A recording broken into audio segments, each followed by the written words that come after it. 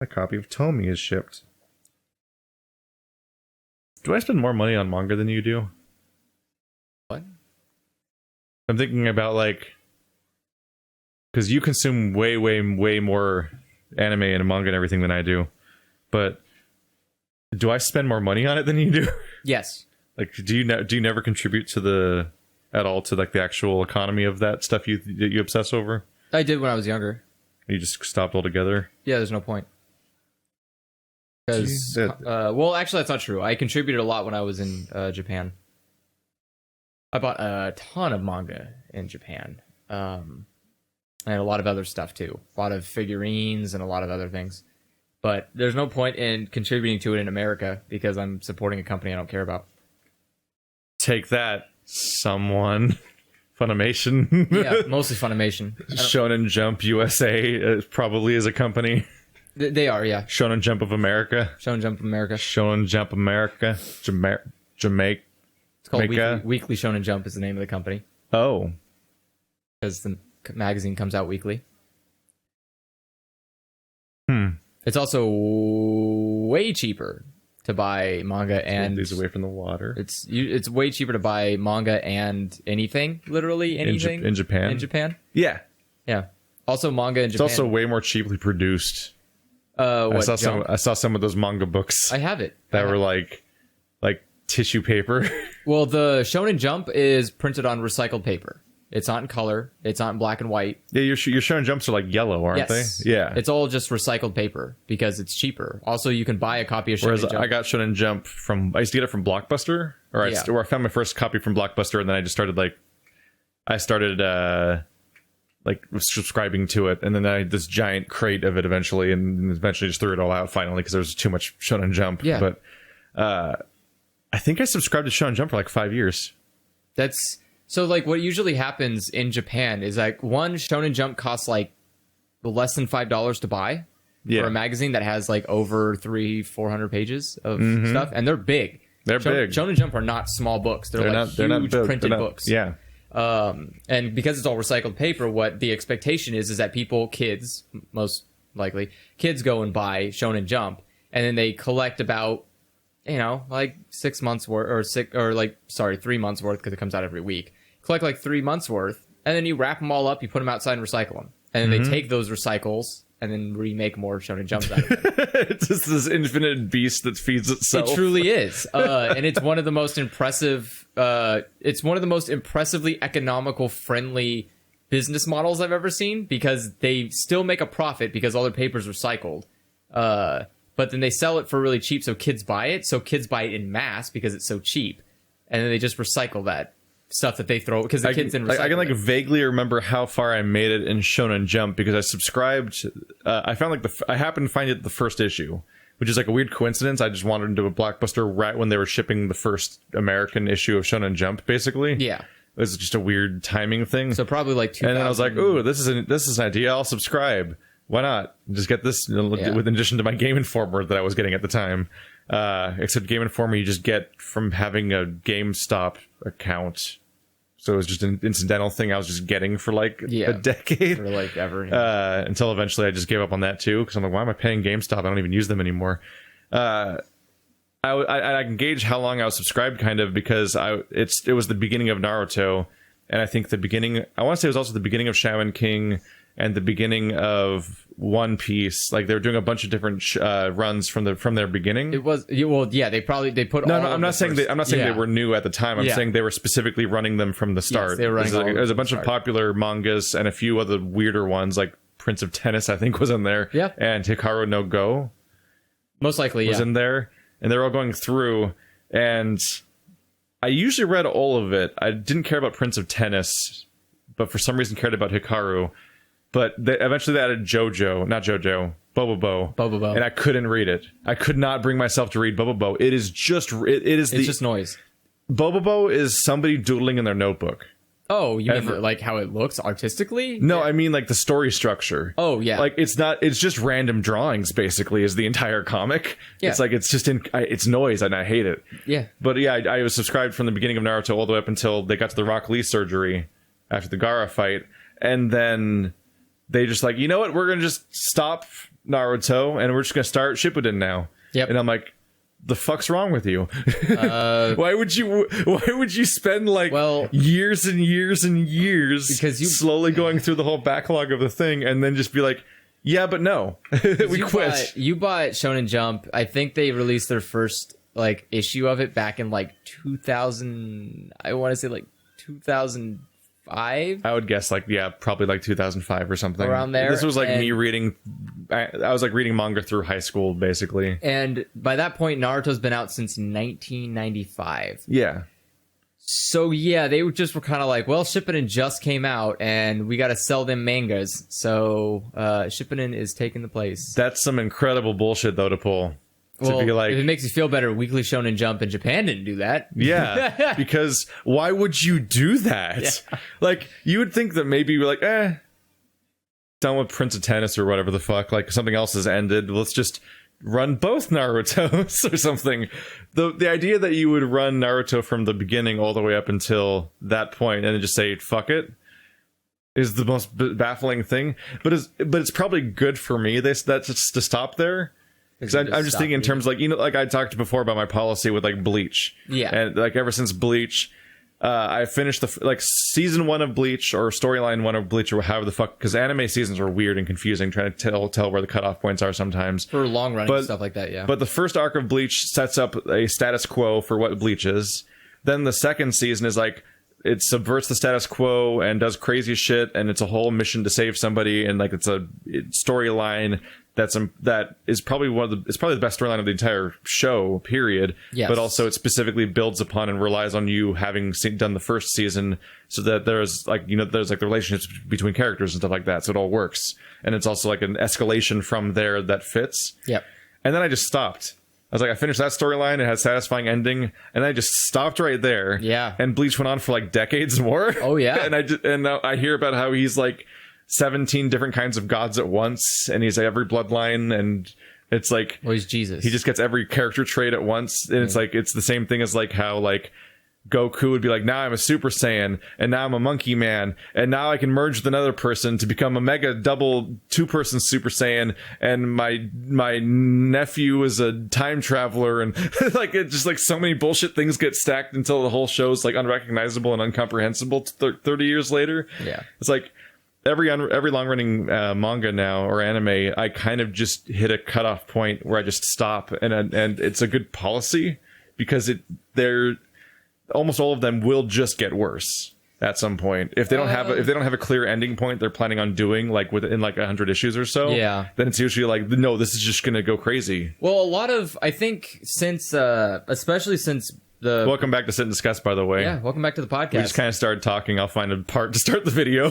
It's fine. Yeah, it's fine. The one of the bigger problems with, well, back in the day, the idea was that you want something that is going to draw in the kids. Yeah. And so at the time, Dragon Ball was the thing because it went on forever. Yay. I mean, it worked. It drew in the kids, including the American kids. Yes, it drew in a lot of people. I was there. And so Shonen Jump went to the assumption that we need long-running series because long-running stuff is what keeps people interested. Mm-hmm.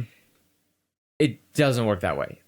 In Japan, by high school, most kids just stop reading Shonen Jump. Regardless of how long along the series is, they just go like, manga's for babies, okay, bye, and then they just leave it. Usually is how it works. For me, the issue is like, I got bored of Dragon Ball Z when I was a kid. Yeah. Like as a kid, I hit History of Trunks, and I'm like, wait, this is like the best part. It's just like a self-contained story with these characters, and not like this 19,000-hour chronicle of people screaming and getting more powerful so they can fight the next thing that also has 3 forms. So it can get consumed by another thing that also has 3 forms, and they have to get another level of hair color to beat the 3-form monster again. And this is not my final form again. And wow, I wonder how Krillin's going to do this time. Guess what? Not good. And it just repeats over and over again. I'm like, I can't. Well, I can't believe there's more of them. Yeah, so they brought it back. They made the mistake of doing that, and those mistakes were Naruto, One Piece, and Bleach. Or their 3 mistakes on thinking they can recapitalize on the Dragon Ball hype. Oh boy. One of them worked out, which was One Piece, which is still going on today as a very long-running show. It helps that One Piece isn't about power. It is now. Is it? Oh, no. It's all about power levels. Oh, now. right. No, I got a hint of that because So I only read One Piece up until like they were dealing with like Candleman and different numbered people and stuff like that. Because once they cut off Naruto, and I'm like, well, that's disrespectful. I just like unsubscribed from them in general because I'm like, well, if I'm gonna have to use other sources, then I might as well just stop supporting you altogether. At that point, it was always like some sort of gimmick fight of like, I outsmarted you with my wibbly wobbly rubber powers where this thing happened, and that was every fight basically. You were in. But then I played the video game, and it's all like second gear and third gear. I'm like, oh no, they have a ranking system now for their bullshit. Yeah. Oh no, that's when the story gets bad. Some people claim that when the gear thing started happening, that's when it got bad. I don't think so. I think it actually. Because I think it's just generally not a good element to have even in a good story, though. The gear thing is because people... I get why he did it, which was it gets really boring when he just keeps saying Gumu Gumu no pistol every fucking goddamn fight. One punch. Yeah, it gets really... Well, yeah, but Saitama doesn't say anything. He just punches people and they die. Just has a dead expression and then they're dead.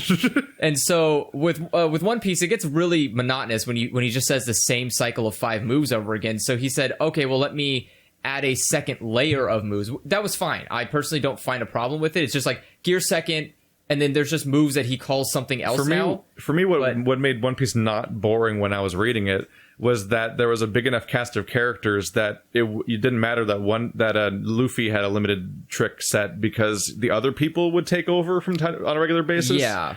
Because and I don't know how it is now, but it seems like it might still be maintaining this level of quality to some extent, is that Dragon Ball had this massive problem where Goku is the only character who matters.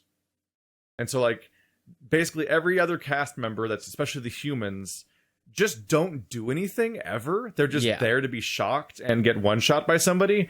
And then every single time, the Prince of All Saiyans shows up to almost do good, but then die because, like, get knocked out by hubris, basically.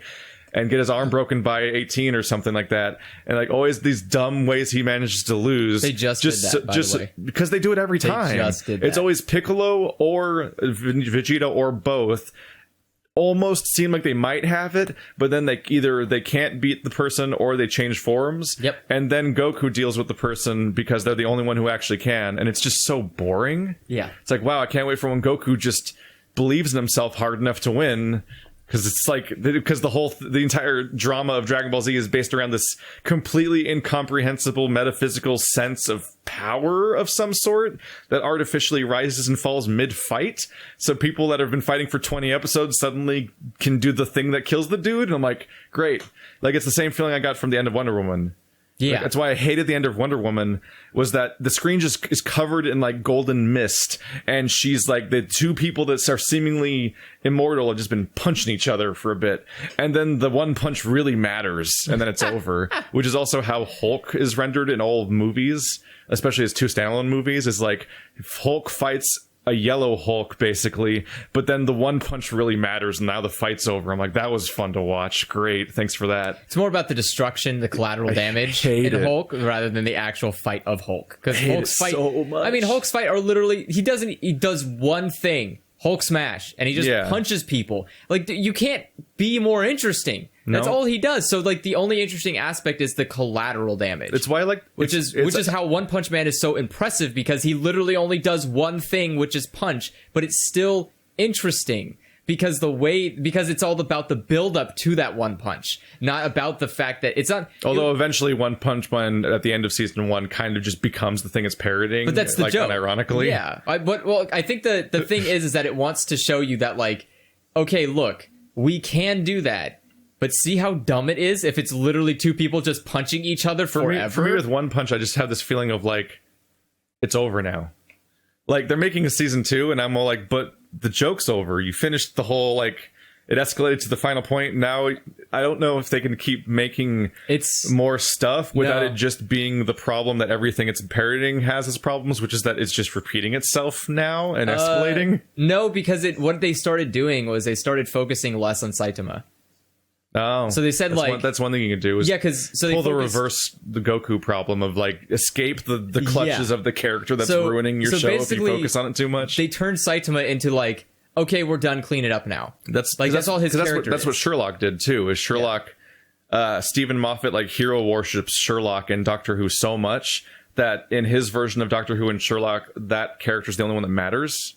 Is that you have to keep extolling more praise on the amazing legacy of Doctor Who in every episode, and he's the guy who did all this crazy shit you've never seen before, and like 3 characters will just stare in awe as they recount his made up shit that he's just spewing. Garbage life. Seriously, like how many times during the Matt Smith and I almost said Christopher Eccleston, it's the wrong person. The new dude, Christopher Capaldi. Yeah, Capaldi. Is it Christopher Capaldi? I don't know.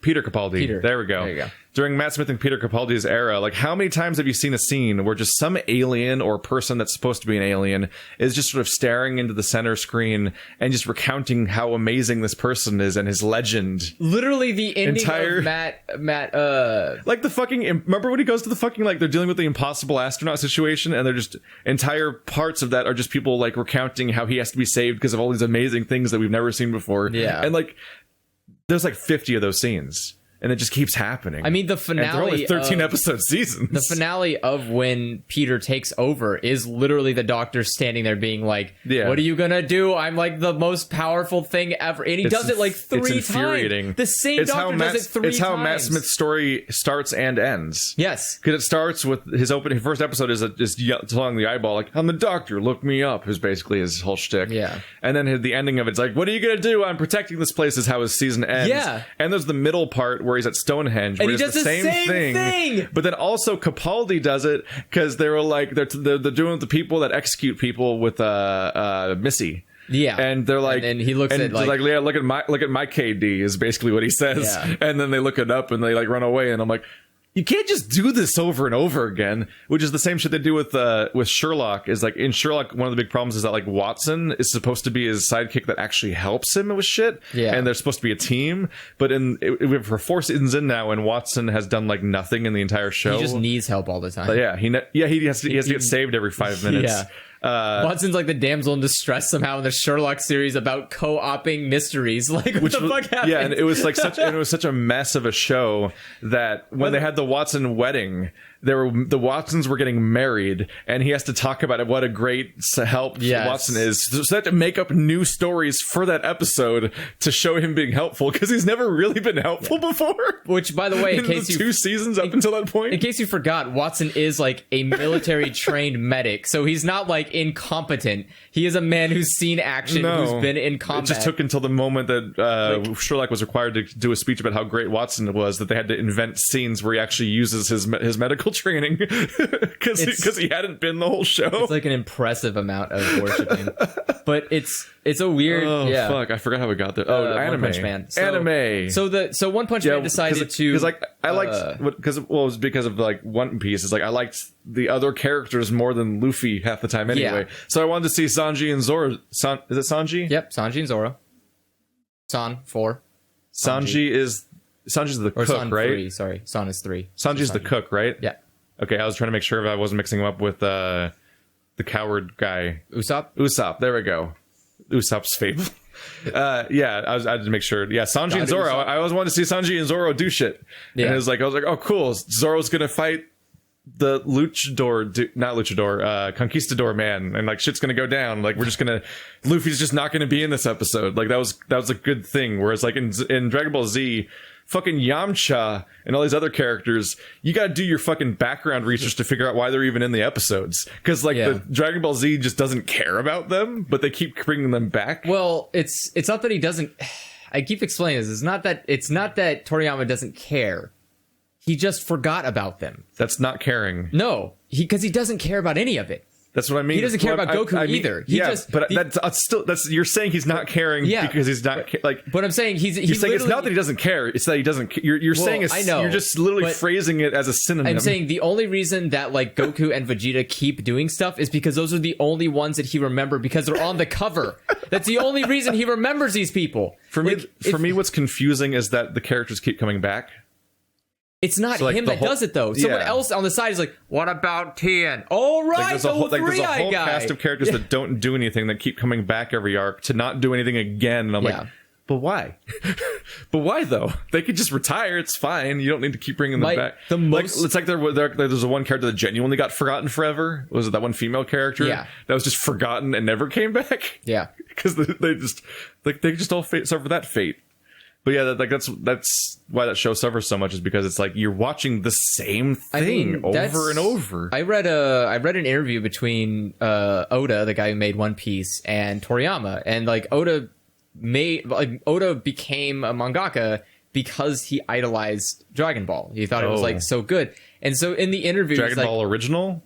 Or Z? Well, like Dragon Ball original. Because I haven't seen Dragon Ball original, but whenever I hear it referenced, it seems like it's more comparable to One Piece, where it's like, how this problem gets solved. Here's an actual explanation, as opposed to bigger punch. And it was so disheartening to read, because it's Oda going like, I really love your series. Here's all the things I love about it. And Toriyama's just like, I don't remember that. Oh, and it's like, why do you fucking exist? Like, why are you admitting these things? Don't say those things. Because Oda asked him, like, who's your favorite character? And Toriyama was like, well, if I had to, off the top of my head, I would just have to say Goku, I guess. And Oda was like, oh, I've liked this character, and said some other character. And God, Goku's the most boring character. And Toriyama was like, do you have a favorite Dragon Ball character? Frieza. Frieza's good. Frieza's good because Frieza is, and I don't like how Frieza is now, where Frieza's like, oh, well, he's supposed to be dead. Yeah, well, God damn it, he's supposed to be dead like 3 times. There's not supposed to be a Frieza now. Well, there's been 4 Friezas, and it's the same Frieza, just resurrected.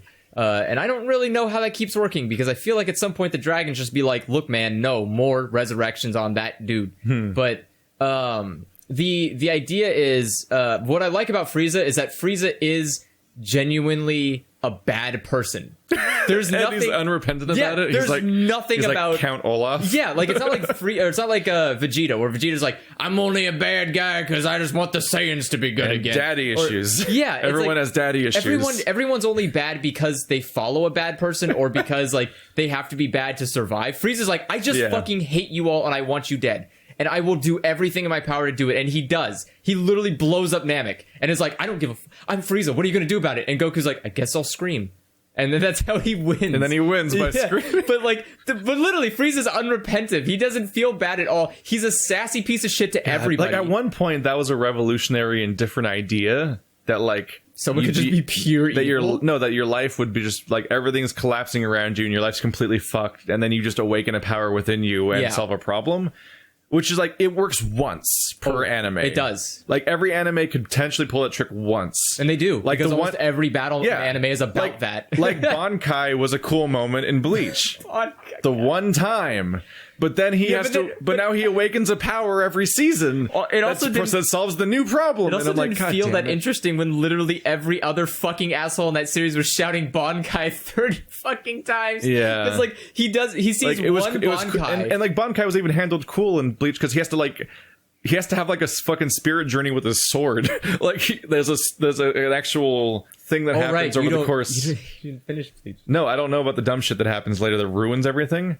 So for me, the whole sword thing is ruined. No, but from my perspective, just season 2. Oh yeah, sword thing's awesome. He just has the cool he's walking on the sides of inverted buildings and shit, and having like and it's like slightly underwater or whatever. You're forced to grow as a person. Yeah. I'm your sword. I'm gonna make you grow as a person, and like that kind of shit's going down. You have to like learn my name and whatever, and then you can do your Bankai. Zangetsu, was that it? Zangetsu. Yeah. Shit, I remember this shit. Oh my god! Because or was that his Was that what his sword was already called? That's what his sword. That's not his actual name. Like that's his actual name. Like Doctor Who's name. Yeah.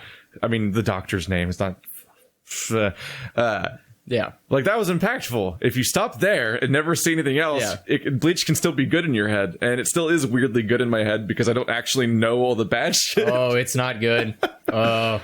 It's the same reason why I stopped watching Death Note after the first storyline is over, like we talked about in the podcast, when I eventually did watch the movie adaptation that's garbage, and then also watch the rest of Death Note to finally see the rest, and it's like, that wasn't really worth it. No, it wasn't. Well, I don't know. I think it was kind of worth it to watch him at the end, like, scribbling on a watch, and he's just freaking out, and he's like, I'll just fucking kill you all, and he's just like, oh, okay, calm down, you're not very tactical here. And he's just like I get accused of hating I get accused of hating manga and anime because I criticize it a lot. I do too. Like almost exclusively criticize it so much. But the problem is that the tropey, like most popular shit is so like just awful. Yeah. Like all these shonens that are just power level loops going over and over again, where somebody just reawakens a power in themselves over and over again. And wow, I can't wait till your Shaman King ghost gets another like form or something. Can't wait or something. Yeah. All these little like loops they go through that is just, they just tell the same story over and over again. And then also just like party composition, like your characters list that is like the people around the main character are like the same people every time. Like there's a character that has like the darker hair that goes over their face a little bit, and maybe they have glasses they adjust here and there, and they're like really snooty and off-putting, and maybe they're gonna be a rival later. Sasuke / the Quincy guy I forgot the name of. I think he becomes the does he become the rival, or is it just the Quincy's in general? I just heard he was fighting the Quincy's at some point. I mean, technically that was the ending. Technically he's always still the rival. Yeah, but in that, then there's the strong silent character and the really insufferable female character that's always shrieking all the time and over emoting and won't just be a human for 5 seconds. But she's there for the boobies. The Orihime, which was like that's the one that always stands out as me, but there's so many Orihimes. And like you can just have female characters that aren't like insufferable. They do. Fine. They have some. Yeah. I've seen them before. They're called Winry. Where she's fine. Well, she's kind of over the top and slightly she over emotes, but she over emotes identically with the rest of the cast. Well, because like that show like has moments of overreaction and has moments of somberness, and it's not like when it comes in, it's like OMG guys, what is going on? And there's like a dead kid in front of them. Like it never does that. Yeah, like but Dragon Ball is one of those that would do that, and like Bleach is definitely one of those that does that, where it's like there's a serious situation. I can't believe you said that, Ichigo, and it's like, dude, that bugged me how like in Dragon Ball, like whenever a woman showed up, but they were like explicitly rendered as being like an airhead, basically, and they're just the worst. Like for Bulma, like the blonde lady with the professor and stuff like that, and she's just like her eyes were always just upside down U's, and they would never Bulma's stop being that, and she just like doesn't have any emotional range, she's like a weird like doll. She's actually her character type is like a cougar. Yeah, that's her entire character type. And she's like, oh, all these cute boys. When we would over emote, but only in the same way that Ed and Al would and stuff like that. Yeah. Like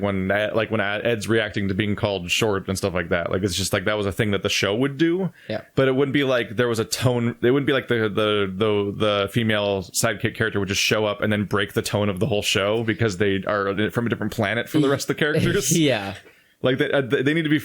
I just want the characters to feel like they're humans in the same universe. Well, I mean, it all comes down to writing, and not everyone is a writer. Which I think, which brings back to like the previous topic, because like we were talking about favorite characters, and I didn't get to it at all. But like one of the people that stood out to me in Dragon Ball Z was 18. Oh yeah, it's like, oh yeah, look at that. That's an alright character. It was always, for me, it's always 18, Trunks, and Piccolo are like the interesting characters to me in that show. Yeah, and. You mean Future Trunks? Future Trunks. I have a fixation, particularly on watching. You have to be very careful because there's child Trunks. Yeah, and you don't. And also non-canon GT Trunks. Yeah, which doesn't count anymore. No, but he was like the main character practically. Yeah, that's confusing. Don't worry about that. Don't worry about that. It's fine. Even though that show is probably more interesting because it probably didn't involve all the power level bullshit. Well, Toriyama wasn't there. Boss fight looping. He left after GT. Is he actively a bad thing for his own show, basically? Like, if other people controlled it, they would just be better? Is he involved in Super? No, the only thing he's involved in is improving characters. Oh. So if someone's like, I made a new character, Toriyama goes like, yeah, I'll allow that. Yeah, you can have that naked cat. Yeah. But fine. He doesn't write the story. Just make a purple cat. He has nothing about it. Because he's like, Toriyama's like 50 and he's like, dude, I'm done. I'm retired. I don't care. I have so much money. I don't care about Dragon Ball. And he doesn't. And good for him. All he does is he draws in his free time in his nice lavish mansion. And I wonder he goes what like, Super's mangaka. I wonder what Super's problem then is. Like, is Super suffering from like Force Awakens syndrome, where it's like a company just wants to make money off this property, so they're going to do like the most inoffensive, bland thing possible, and just keep the trajectory moving forward. How dare you insinuate that anime might only be in it for the mun-muns? Because like Force Awakens was like created in a special lab to just be as inoffensive as possible to existing Star Wars fans, basically. But they still found reason to get mad, but that's because it's the most talked about media in the world. Well, it's also the most toxic group of people ever. Yeah, but but you it compare clearly worked because of all the money. So clearly it was successful at largely. I mean, EA's owned Star Wars for so long now that I don't think anything has been unsuccessful except for Battlefront 2, but only before it launched, and then it was. Huh? How did we get to EA? I'm saying that because you said Force Unleashed. I said Force Awakens. Oh, Force Awakens. The movie. Oh, right. I was talking about the movie being created in a lab, inoffensive thing. So much Force Awakens was not some great stride for anything. My bad. No one really cared about the Force Awakens franchise that Force much. Unleashed? It was, yes. God, these names. Let's never use the word Force in anything again. The Old Republic. Let's just use names like that. Republic. Make up a new name for every Star Wars thing forever. Don't call them Jedi. We can't make another movie that's called Jedi or Sith or Force ever again. Oh, you didn't know? That's what the third movie is going to be, is with the Sith title. It has to be, right? We've already called two of them Jedi. There's Return of the Jedi, and there's the new one, The Last Jedi. God damn it. It's gonna get really hard to remember which ones are which as they keep doing this. It's gonna be like Black Mirror episode names. Oh no! Like, which one's Crocodile? Are you insinuating that maybe which one's White Bear? Maybe they're just shoveling out names that are not that are going to hype people up because it has Star Wars words in them. I can't wait for. They did call the episode. They called all three Star Wars movies so far. 4 Star Wars movies so far are called Force, Rogue, Jedi, and Solo. Yeah. Oh man, I think that it's a corporate machine, and you're a part of it. They put the names on a poll, irrespective of even having a movie made for them or a script written, and just be like, which one of these you want to watch the most, and just show that to people and crowd test that, and then they just sell those movies. I absolutely believe that there's probably like a huge, there's some kind of Word document that's like 300 pages long of just a bunch of random words, every possible combination for movie title, and they just like every so often they'll have like a Q&A, or not Q&A, but they'll have like a test and see which ones get the best rankings, and they'll wheedle it down, and that's how they come up like, okay, for the next trilogy after this current trilogy, these are the movie names, and we'll start working on the next trilogy after that movie names now. So like I bet you the next 3 movies after these 3 are done will be like more ridiculous stuff. Probably like clone something, and will probably be I don't know, Empire, and you'll probably have Republic, New Republic. So one of them will probably be Republic something. The old New Republic. Yeah, and it just keeps going in like a cycle of Republic is the new Empire. Just remix titles. Oh my god. But yeah, I don't know. I think I got lucky when I was in Japan, and the Shonen Jump that was on sale, to bring it all back, was the copy that had the last chapter of Bleach in it.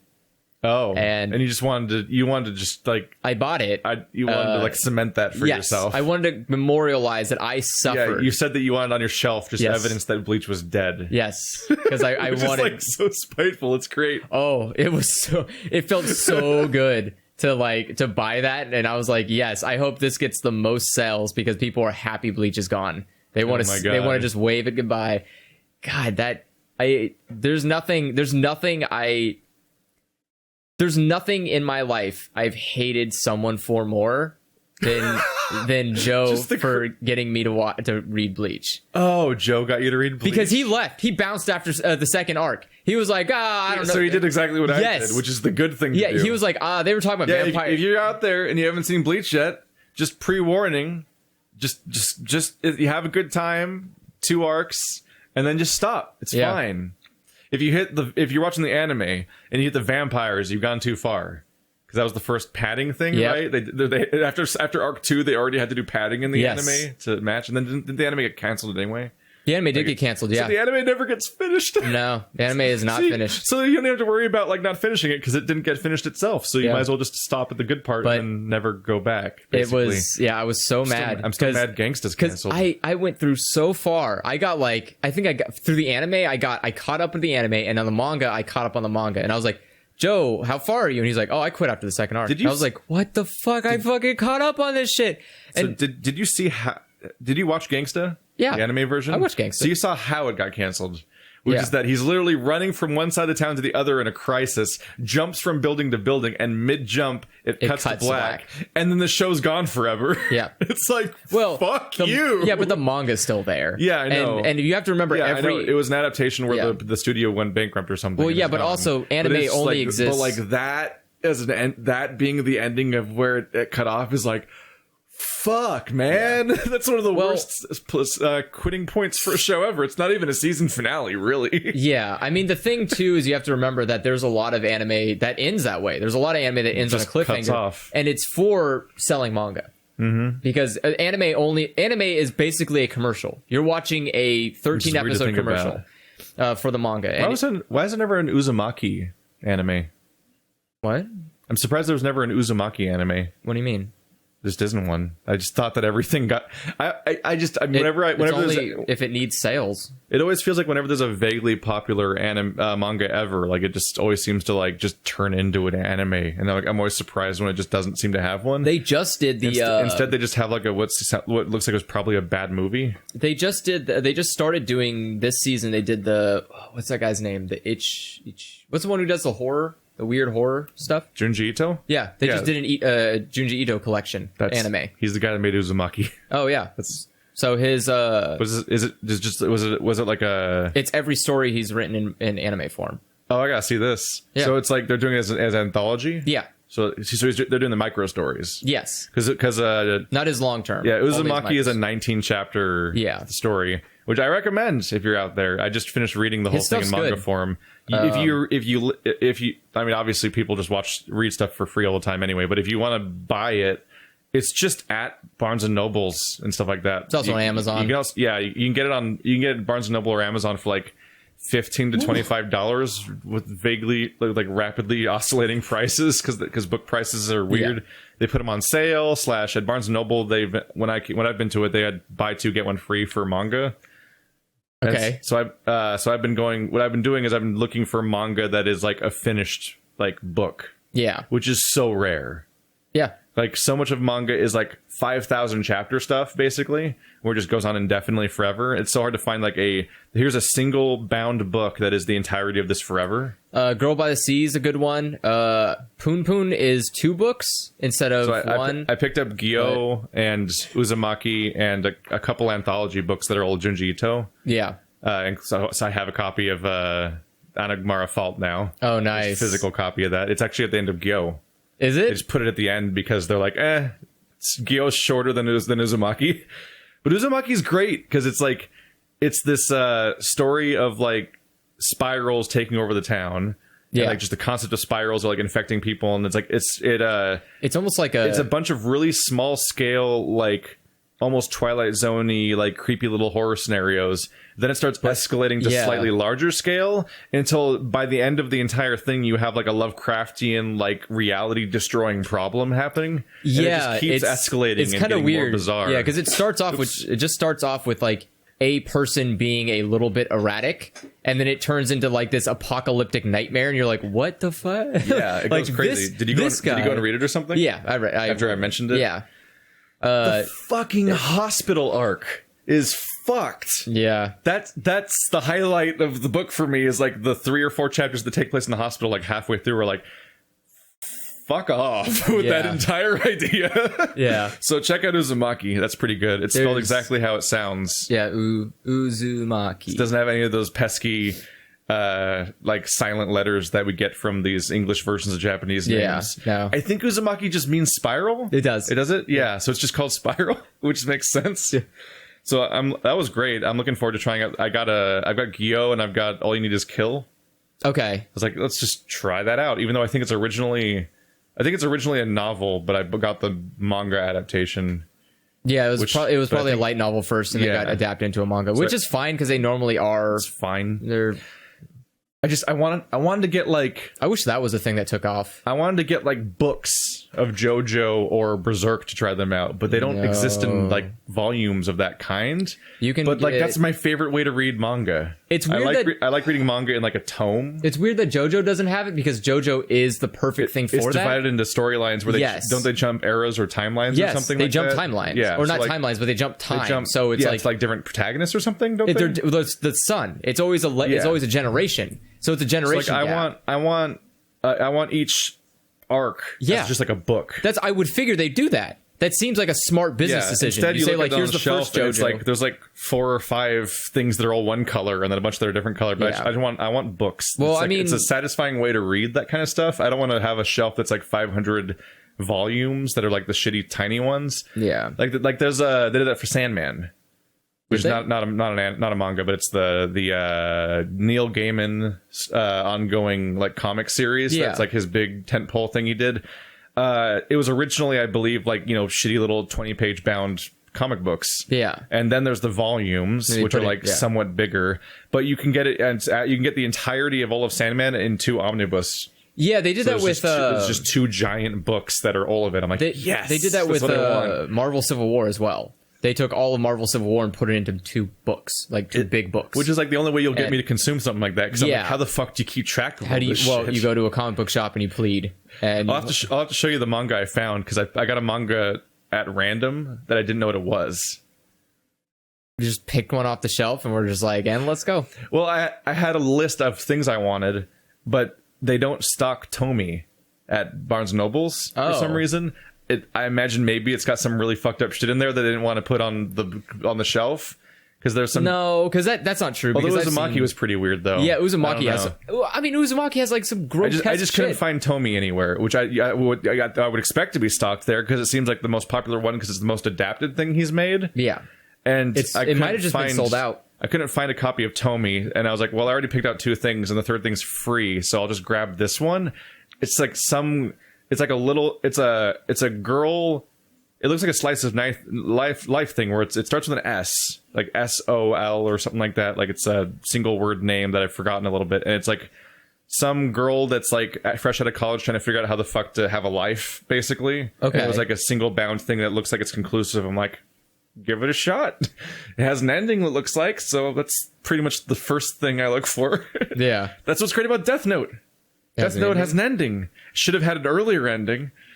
But tried. I think they tried to end it there. Yeah, they did. But you can obviously tell by the drop in quality in season 2. All the where it was both more complicated and shorter, so it was just a weird mess. It was a weird mess. Yeah, like Death Note was a great like Death Note is what I like in a manga or an anime. Yeah, like that season 1 in particular is like I want a story that's planned out from beginning to end and has like intrigue and interesting things going on and character development and like a story to tell, and doesn't exist purely as like a commercial product that sells indefinitely. It's not meant to be until people get tired of it. And it's supposed to be what people like don't get when I criticize anime and manga, because they just think I hate the concept of it. It's like if you say you don't like My Little Pony, you're like, why you hate or like furries, and it's like I just don't like one particular thing in your giant art, like your giant library of shit. Have you ever had this experience where like you criticize something about you criticize something about anime and they just say, well, that's just anime, and so you must not like anime? It's like a response you get.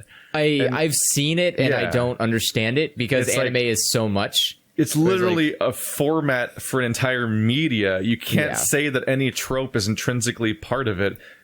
Even the giant eyes are in a go-to thing that always happens. There's actually not even a defined art style for anime. You can just kind of recognize it vaguely. Partly because Western animation is so much more like what do you call it? Not characterized. It's more.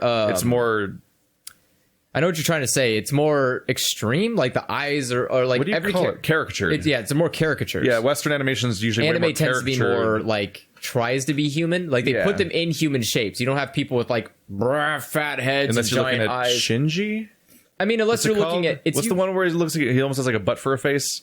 Oh, Shin-chan? Is it Shin-chan? Yeah, Shin-chan. That's like one of the only really like. I mean, but but that's just art. Like art will come in different forms. But like when you see a manga, 9 times out of 10 you can open it up, look through and go, yeah, that's a person. And you close it, you open another manga, you're like, yeah, okay, that's a person. Like you can tell when a person's there because they tend to have a defined unless that shape. thing you're opening is Berserk. Then who the fuck knows what you're opening? You open Berserk and you're like, well, for one, it looks like a graphic novel from the West, and two, this is terrifying. And then you close the book and you hope to never read it because rape horse. I want to own Berserk. You should. I just don't want to own 500 little books. It's never going to happen. But it's the only way it's sold. And I'm like, why aren't there arcs? Keith, I don't know if I will live long enough to see the end of Berserk. Because that'd be nice. I don't think the creator of Berserk will live long enough. The covers of Berserk are shit, by the way. Oh yeah, because they're Shonen Jump. Yeah. So it's like it's a white book with a cartoonish, brightly colored character on the cover, and that's it. And it looks exactly like the all the books for like Naruto and shit. Yep. I'm like, that doesn't work. No.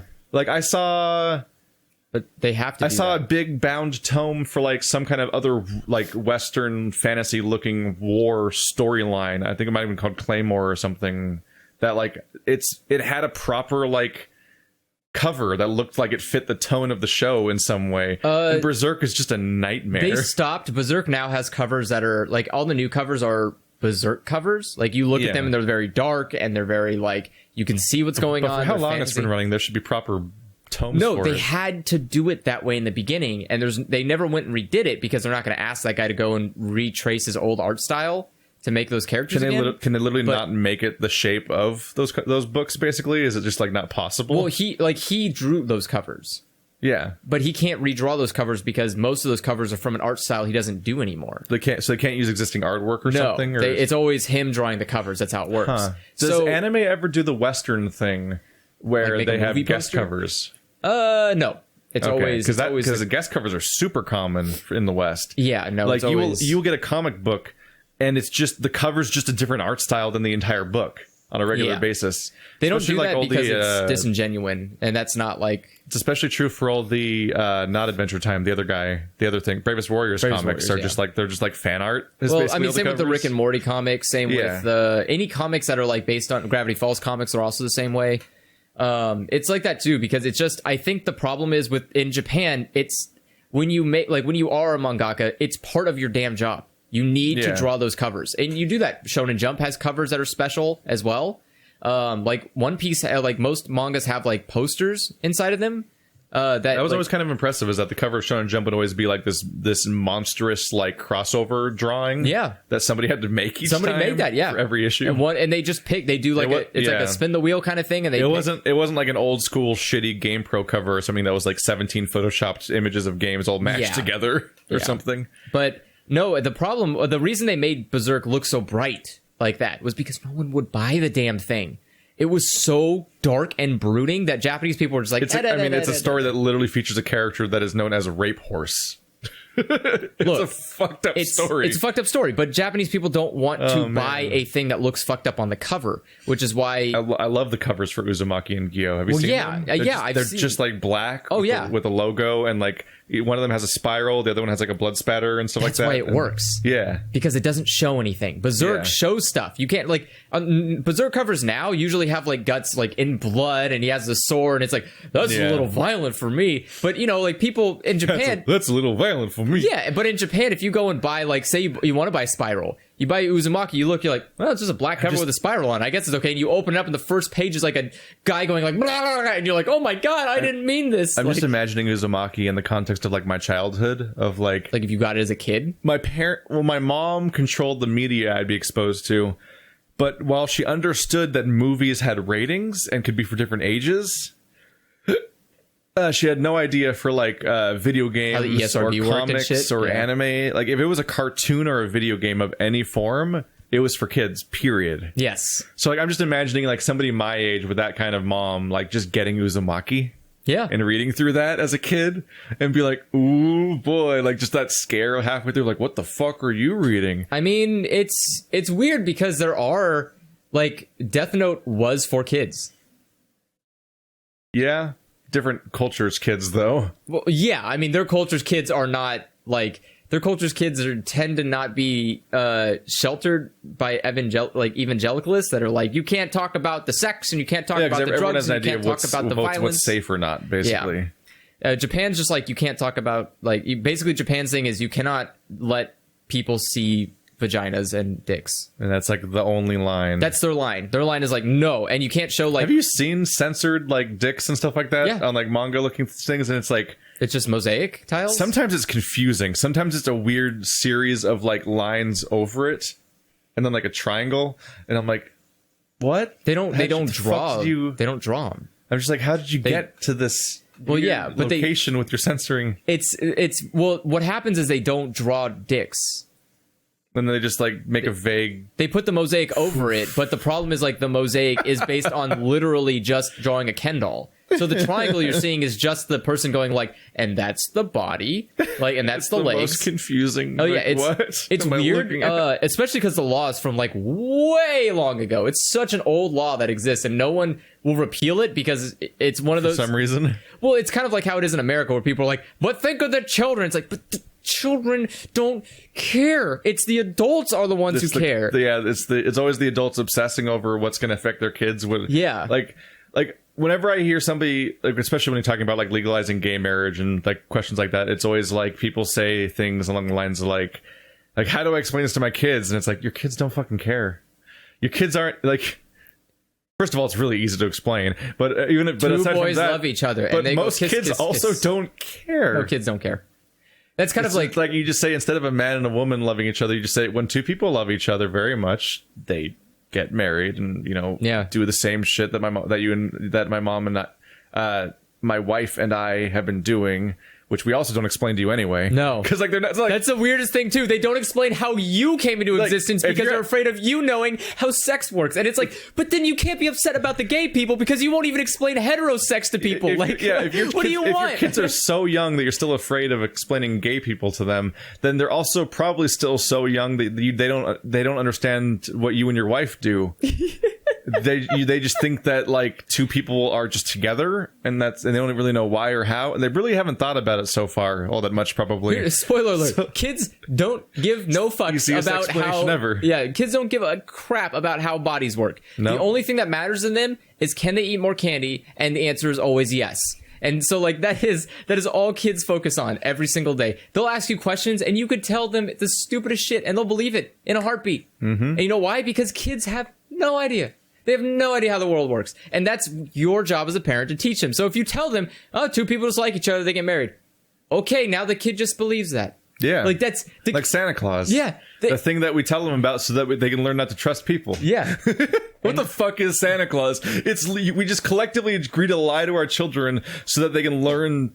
For me, that's what I took away from it, and I think it's an important part of who I became as a person. Oh, that's what I took away from it. What I took away from Santa is that people lie to you. Yeah. Collectively, and they will agree to lie to you, and it'll be for some other. I think the worst part is that it's not even just to like collectively lie. Literally, the world lies to you.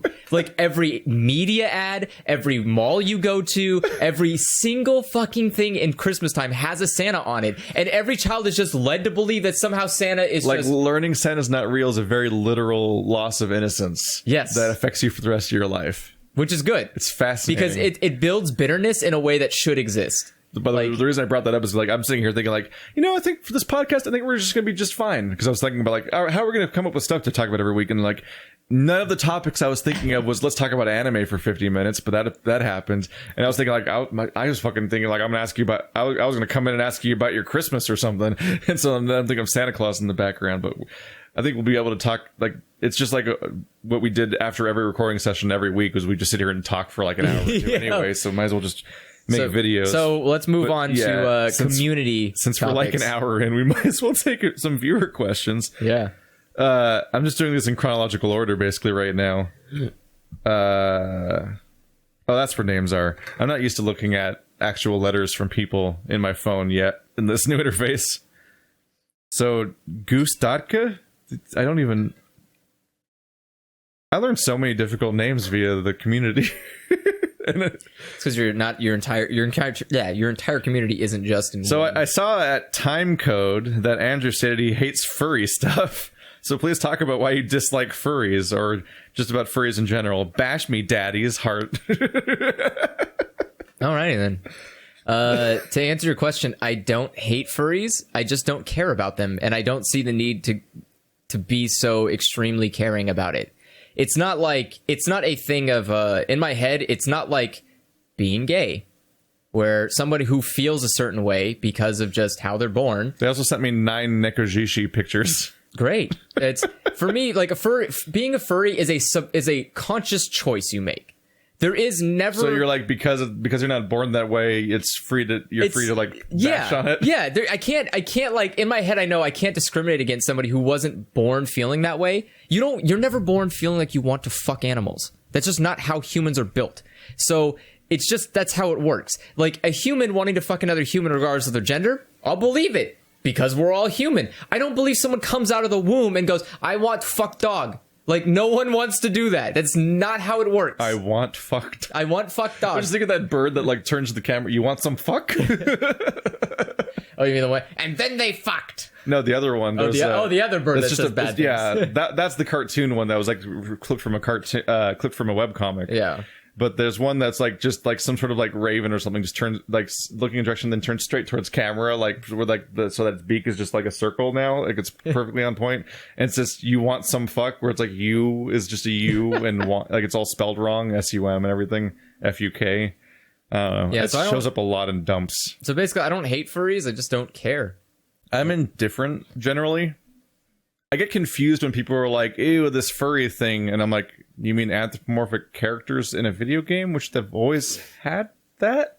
I'm like, I fucking grew up playing platformers. So when I play like Dust and it's like, oh, you're a some fox indeterminate type of... No, you're like a dog. It's like impossible to identify him because this head piece perfectly covers the part. He has like a stupid... like he could be a cat. I can't tell. Yeah. It's like they like split the difference with that character. Like he's everybody. He's all of your favorite animals, guys. Like there was like when people were freaking out about Dust being a furry game, and I'm like, I don't get it.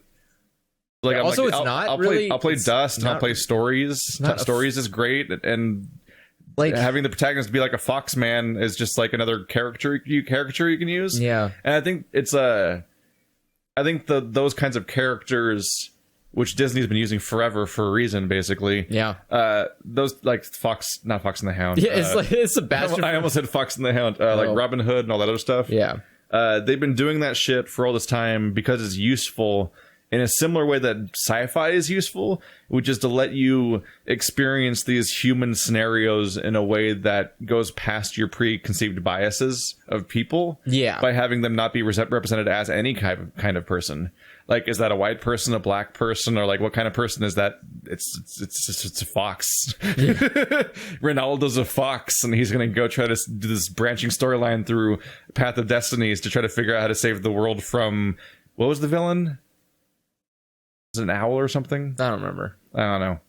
But that stuff, like I like, yeah. I get a kick out of those character designs for like Armello and Banjo-Kazooie and stuff. I mean, I never found those to be furry. Like in my mind, furry is when you sexualize, like when you draw or when an somebody's animal like, I am that character. Well, yeah, like furry is either someone they who self-identify, like when you have a fursona, like that is furry behavior, or when you like when you draw animal people sexually.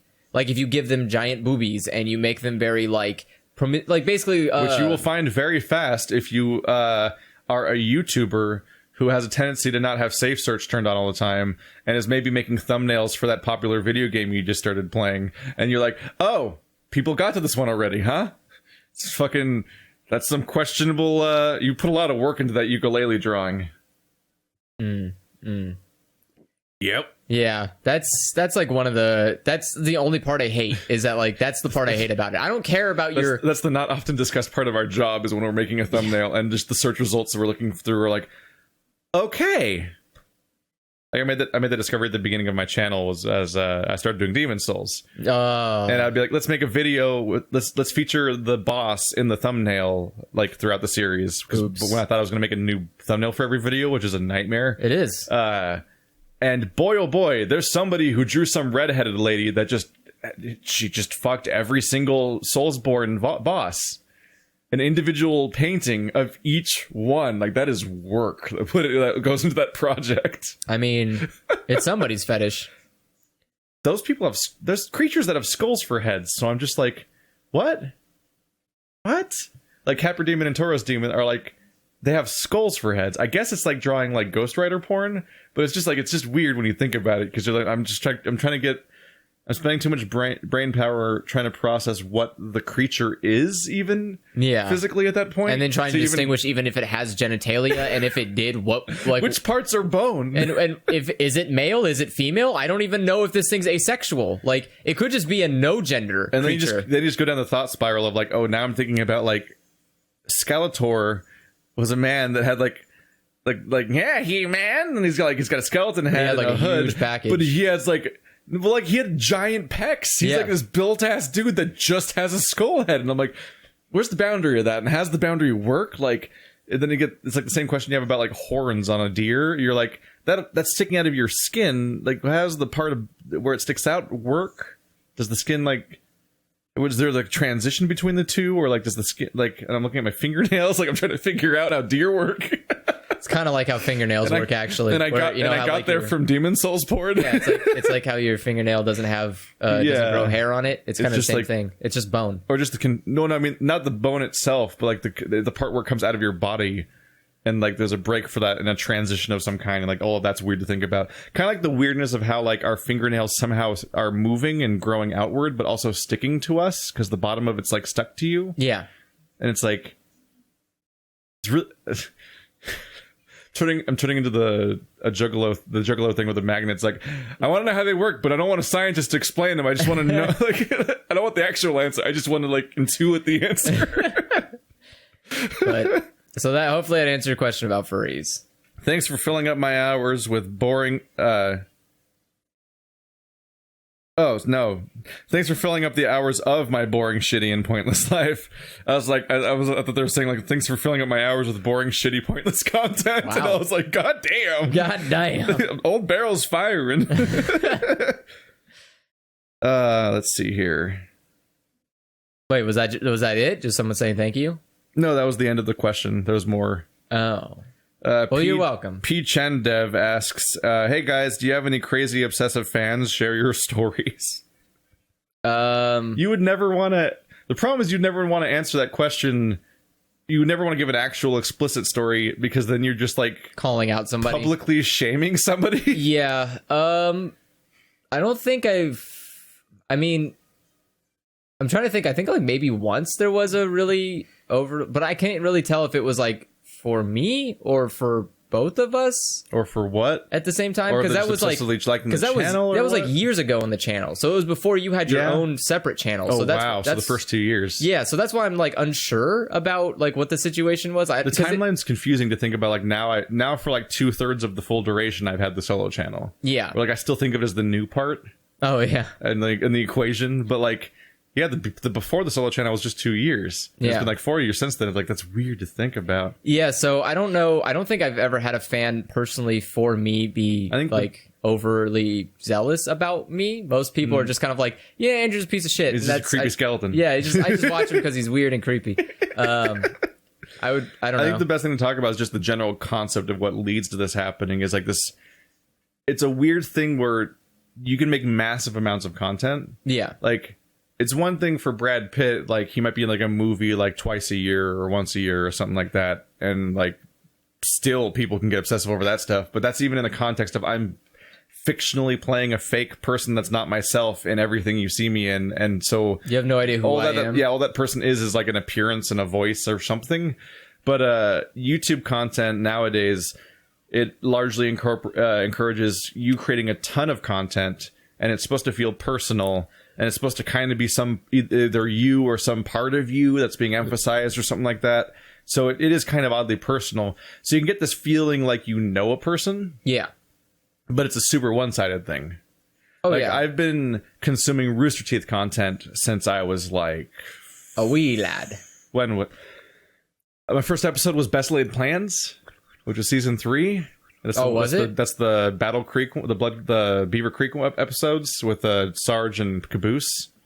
So that was like it's like season 2 or 3. 2000 episode 49 or something. So like that was it was before it was before Halo 2 came out, so it was probably like 2003 or 4 or something like that. I think it was 2004. So like I've been consuming their content now for like a decade and a half practically. Yeah. And like so especially now that they're like I've been listening to their podcast since episode 100, and then I went back to the backlog, and then I've been listening to it ever since then. I'm like 500 or 600 episodes into a podcast with like a recurring cast of people. Like, I've heard these people talk for hundreds of hours. At that point, you feel like you know who these fucking people are. You feel like you know these people, and it's so important to like I've caught myself sort of like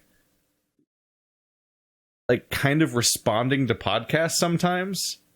It's like, it's not that I know, it's not that I think I'm there. I think there's actually a separate thing from what I'm talking about with the relationship thing. I think it's more to do with like, I like to articulate thoughts. So sometimes a topic will come up with the podcast, and I'm in the car, and I'll actually pause the podcast and talk for a while to myself just to work through a thought. Basically, that kind of thing happens.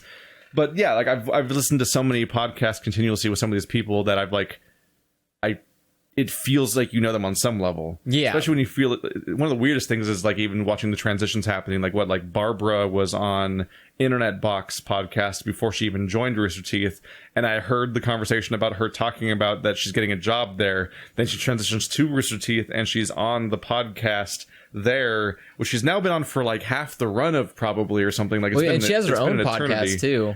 So like it's like there's all these individual arcs you can watch from person to person. Like I remember Gavin like not being able to move to the US for the longest time, and like that was so long ago. And even weird and then it gets even weirdly like before Let's Play existed. Yeah, I remember that and remember when it was Drunk Tank and they had to change it because they couldn't get sponsorships. One of the weirdest muddy things that really fucks with my head about this whole equation is the fact that like Brown Man Ray Narvaez Jr. was like on my Xbox Live friends list, and I would just be in a party chat with him and a few other people on a regular basis because it was just a group of people. Yeah, and then he would just contribute to the Achievement Hunter stuff, like the community site. But then eventually I started featuring them on the Rooster Teeth channel, and I'm like, that guy that I talk with on Xbox Live is just on Rooster Teeth. What the fuck? And then he's like, and then you see him like on a podcast or something, and I'm like, okay, now this is really gonna fuck up with my boundary about how I process this group of people. Yeah. Now that there's like a bridging gap, but that's a trap, right? Or like Game Grumps. You listen to Aaron Hansen talk for like fucking like 6 years, and it's like, well, I don't feel like it's 6 years. Yeah. I mean, it's only 10-minute episodes every day, so you know. But just continuously and just all the time. Well, yeah. So it's like whatever channel you obsess over or watch enough, especially if they're just there candidly and not doing like a performance. Yeah. Like Donkey's a performance. Oh yeah. Like you really fucking see that when he's on a podcast. You're like, oh look, that's the actual person. He's just a very quiet, keep to himself kind of person. He's not somebody like, you're not gonna go on the street and Donkey's like, yo, spaghetti. Like it's, or like the gap between like Jontron in his show versus Jontron on Game Grumps or a podcast. Whenever you should guess on somebody else's thing, is like different people basically. Yeah. It's like it's when they do a fictional thing, there's a gap where like you don't know if you know them, but like, but the trap is that when you watch these candid things, you feel like you know a person and you really don't. You don't. I don't know these people. Like I know that if I encountered like Bernie Burns at a con somewhere, I would just fucking freeze because I'd be like there's such an incomprehensible feeling of like, that's a person that you're super tuned to at this point, and they've never seen you before. Yeah. They've never heard of you before. They have no idea who you are. Yeah. And there's like the pretense is fucked up. Yeah. Like it's like, all one-sided in a really weird way. The whole interaction's fucked up because it's like if you meet somebody at a party, you're like, hey, who are you? And hey, who are you? And you can just like, hit it off, have a conversation like a normal person. When one of you has seen the other one for hundreds of hours and the other one's never heard of them before, it's fucking weird. Yeah. The dynamic's like incomprehensible. I've had that happen once, which is I saw a cosplayer the one time I went to a convention.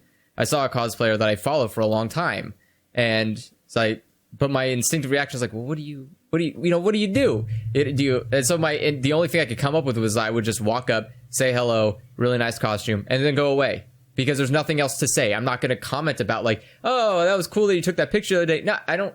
None of that matters. If they want to talk to me, then they'll start a conversation. If they don't, then they'll let me carry on because I'm not going to walk up to somebody and have a conversation where I have all the knowledge and they have none of it. because that's an awkward conversation. It's a super odd social dynamic. And it's not to say don't come and it's like a new one, basically. Yeah, but it's not to say don't go and talk to somebody, but like don't like have a negative opinion when the said person you try to talk to has nothing to discuss with you, because they literally don't know you. You are just a stranger to them, even if to them you are not. But it's such a new paradigm though, because like if once upon a time you encountered like Robin Williams, you'd be like, I love your work. Yes, because all it is their work. Yes, like it's a thing they make that's separate from their personality, and you don't know how much of their personality goes into it. But in the new one, it feels like you know the person, so you're like, it's more like I love you. Yes, and that's such a new, weird, problematic paradigm. My approach is I just try not to encourage it. It's flattering, but also like it's dangerous. Well, because you don't know what the situation is. Like, when someone says "I love you," it could mean like in the sense of I love the work that you put into it. I love all the content you make. I love. Like you're saying, or like, I've got like an Arnold effigy in my closet, like Helga did, or Olga did. There's a difference between those kind of people that like have the effigies. Oh, Arnold! Yeah, and then one day, stupid football head. And then there's other people who are just genuinely infatuated with you as who you are, as like a person making content. When I say it's dangerous, there's two directions. There's Boogie's fears of like, it's like, oh my god, this one. And I feel like Boogie's fears are kind of like more about. I'm not sure. Like, he had a tweet where he's like, oh my god, I answered the door and I didn't have my gun with me, and it was a fan, like because he must have thought it was like a delivery or something like that. But it's like, no, somebody from the internet found my house and my gun wasn't by the door for once. It's like, oh my god, like that's a genuine fear. You have to take a step back and go like. This is a at the time was like a what 400-pound man? Yeah, a 400-pound man answering the door and needs a gun to subdue some. No, who's gonna show up to take you out, Boogie? The funny thing I don't think a hitman could take you out. The funny thing is like I don't have like an answer because like it is like that's absurd. Like it's not a judgment of his entire audience. He doesn't think his entire audience is crazy. But he does get a lot of people that hate him. Yeah, and if you're a public figure on a large enough scale, people just find reasons to hate you. Yeah, and you get death threats one way or another, which is scary because like. With like swatting and stuff like that, like there's a chance of them being real now, which is great. And the thing is too that Boogie has had experienced a lot of people trying to find his address. But there's also a really important sampling bias. Yeah, which is that it's one thing to just have an opinion of what your general audience is, but the kind of person obsessive enough to track you down.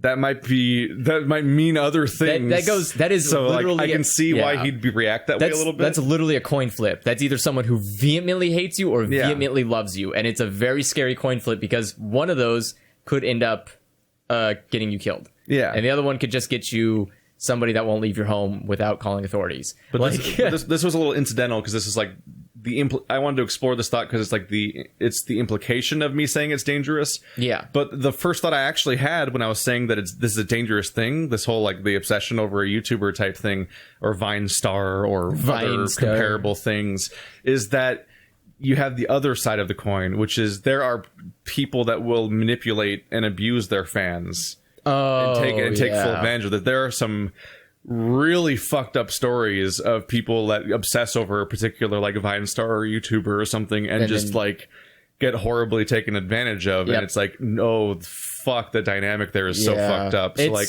I just don't encourage any part of the equation. Basically, Keith likes to have a very if I see a very God relationship with people. Like I will create the things for you, but just don't think I'm coming down there to hang out. Like it's not going to happen. I have a very hands-off approach to a lot of stuff. It is funny that watching the Discord happen and just so much conversation will be happening all day, and I'll just drop in and be like, "New video," and then I might not be even looking at the conversation.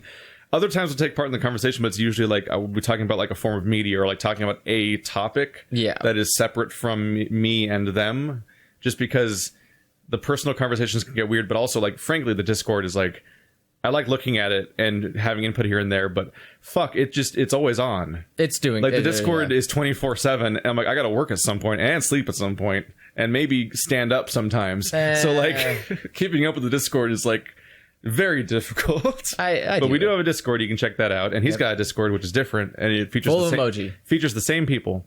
Slightly, yeah. But fewer. But fewer and more emoji. Because you're like, because they just all filtered over. Because one by one they would hear about your Discord, and then just go over there to have like the same conversation. It was mostly it was mostly for the emoji. They just wanted a place that they could spam the cats and all the stuff that they could possibly. I think do. I put both of our Discords in the description if I remember correctly. So my video has it. Yeah, my video. I watch Vlogbrothers, so it's the doobly-doo. Speaking of people I've watched for too long now and feel like I know them. You know what? It's the I have important the thing is opposite. just to be conscious of it. Yeah, I have the opposite approach, kind of your thing. I won't get involved with people to a degree, but I will not reserve myself from communicating. I guess like I will actively chat with people, and I will like I don't if someone has that kind of thing, I guess I will respond in lieu of it. Like I will either. Like I've just gone through the full loop a few times already. Yeah, like I won't. Like I never egg on a thing. Like I never try to encourage that behavior. But I won't. I'm not also going to be like dismissive or downputting of it either. No, I don't. But I'm not saying that's what you do. I'm saying you just don't have you don't have no stake in it. I just like hands off. You just go like, well, okay. My thing is like, it's happened multiple times, like over and over again, and either they sort of peter off eventually. Or in some cases, I like said one nice thing once and it just escalated. Yeah. And then people like they start. I've had encounters where people think we're basically in a relationship already. And then one day they explode when I'm not there for them emotionally. And I'm like, I don't know you. Like, I just don't know you. Like, I can't. Yeah. Like, how did this. Like, I'm not like maybe that's my issue too, is I'm also like, I'm an honest person. And so like, I can't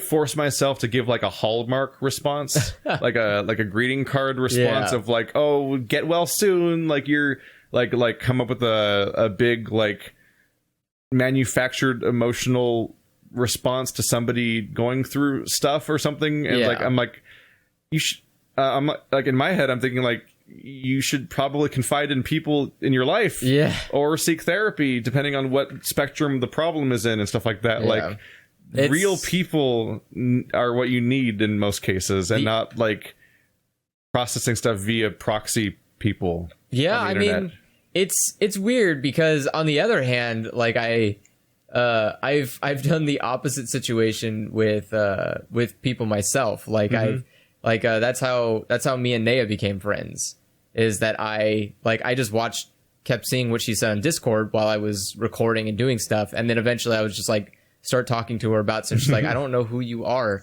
Like, how did you just come in and you just know all this stuff? And you managed to turn her like into like the YouTuber of the situation. Yeah, basically. Because you just kept watching her talk and not responding. But like, because I had nothing to say to her. Now I know everything about you. Yeah, pretty much. I just sat there and like absorbed the information and then communicated. But I didn't. I mean, obviously, it wasn't obviously like communication of like, let's be friends. I love you. Okay. The idea that you were like lurking in chat for so long that you became like a fan of someone almost. Not like a fan. I just was like, oh, that person has general same interests. No, just the weird one-sided like introduction of I know way more about you because I've been watching. Yeah. I mean, to the credit, like, it's not like she was unfamiliar with who I am because I've been on videos on your channel. Videos, but it was just the idea of like, I make a point to highlight people for having been in my videos or not being in my videos, just to like, so those are binary distinctions so you can tell which ones they are. Which it was just funny because it was one of those like, and wait, why are we talking? Like kind of things where it just comes out of nowhere. But it's just, I don't know. To me, the situation is always, I'm kind of the same way too, where I'll just say whatever but I'm more, instead of not saying a Hallmark response, I'm one of those kind of people that will just say whatever I feel like at the moment, and then I have to make a judgment call based on it. So you will just burn that bridge. Well, no, that's the thing. I won't. But so what I do is I'll read a comment and I'll write out a response, and then I'll reread the comment to myself out loud. And I'll go like, no, this is not okay. I'm not going to say that, and then just cancel the comment. Paragon or Renegade Andrew. It's basically, and so most of the time you pull the right trigger. Well, I tend to not do Paragon routes on my YouTube channel. I've decided it's going to be a righteous, or I'm sorry, I don't do Renegade on my YouTube channel. I try to do Paragon as much as I can, but it's not so naturally. But it's not to say That's the thing. It's not to say it's disingenuous. It's not fake. I'm not being fake about it. It's just if I catch that comment when I'm not in a bad mood, I will write a response that is not a bad mood response. And if I'm in a bad mood, I just don't comment because I have nothing good to say. The mood part's so real too. Yeah. Like just the part where like people, especially with the international audience and just different people's like life rhythms and everything, like you get so many comments at different times of day, all the time, every day, and every day is different for you as a person, and like you're going through different things every day. It's like your mood can be so all over the place, and that commenter is just getting that version of you today, or nothing at all, because you're gonna forget about that comment if you don't respond to it. And it's like I've had so many comments I just regret even taking part in. At least everything. I think every day I write a comment then cancel. Where it's like I write, and it's not even always an argument, but just I don't want to even try to discuss this thing necessarily. Yeah. Sometimes there's so many things like and one of my favorite traits about myself is when I get in a long argument with somebody and then I delete the whole thread, which I've definitely done before. Oh man, that happened recently. Did you delete the whole thread? Yeah. Oh, it just got too much, and you're just like, okay, enough of this. It was a. Listen, you want to just get into it? It's fun. You can if you want to. So it was. I just don't know how much you want to like call out people. No, I'm not going to call the person. I'm just going to talk about the thread. It's gone now, so they can't even find it to find out who the person was. True fact. The person might be watching. It was about toxic masculinity. You know about that? Keith, I am literally toxic masculinity. No, you're a man who's toxic. Same difference, isn't it? No, it's not. I'm actually curious. Do you know what toxic masculinity is? Toxic masculinity, isn't that if I'm remembering what I'll preemptively tell you, the name is one of those names that's problematic, like global warming. That leads to people inherently having an incorrect assumption about what it means. Isn't like toxic masculinity just? I thought it was just the nature of being male. No, and to some regard, and it's that's just the problem. That's the problem, is that people will think that, and then they'll just assume that it's like. That's just what it is because that's what it sounds like, and they won't look any deeper, and then they'll just stand their ground, and it's like, God damn it. Because the person I was talking to heard me say toxic masculinity, and I don't even remember what the context was. I didn't bother looking for it. Probably a joke. They didn't do it. Yeah, it probably was a joke. Usually it's a joke. It's like that one time you hated pregnant women. Because I usually don't. Holy shit. Well, not pregnant women. It was people who have C-sections. That's right. People have C-sections. God, let's tell that story. That was funny. Somebody latched onto a specific throwaway comment I made in a Witcher video and went off on me for like shaming people who get C-sections. Shame on you, by the way. There's a natural birth section. You don't take it. That's fucked up. It was one of those ones where like it was so off from how I think that I took so much time to try to even decode what they were referring to. And like I was trying to talk to them, but I couldn't figure out what they were even talking about that I had said, because I'm like, that doesn't even match up with like the type of thing I would joke about. But what are you going to do? You're going to watch a 30-minute video of Witcher 2 to find your own comment because they didn't want to timestamp What happened is I got accosted by a random villager. There's this old lady like, "Oh, hey there, handsome. You want to see my scars?" And it's like, and I was like, huh. And I was like, wait, does she mean like a C-section? And then like, in pure Let's Player form, I also was immediately then on to another thought and moving on with my life, because I was literally running through town to a place. Keith was thinking that her suggestion was about C-section scars. Yeah, he made no comment about. He didn't go C-section scars. He went. Wait, do you mean C-section scars? Which is a very ambiguous. The order of operations there is really important. That's the important part. Which is that specifically.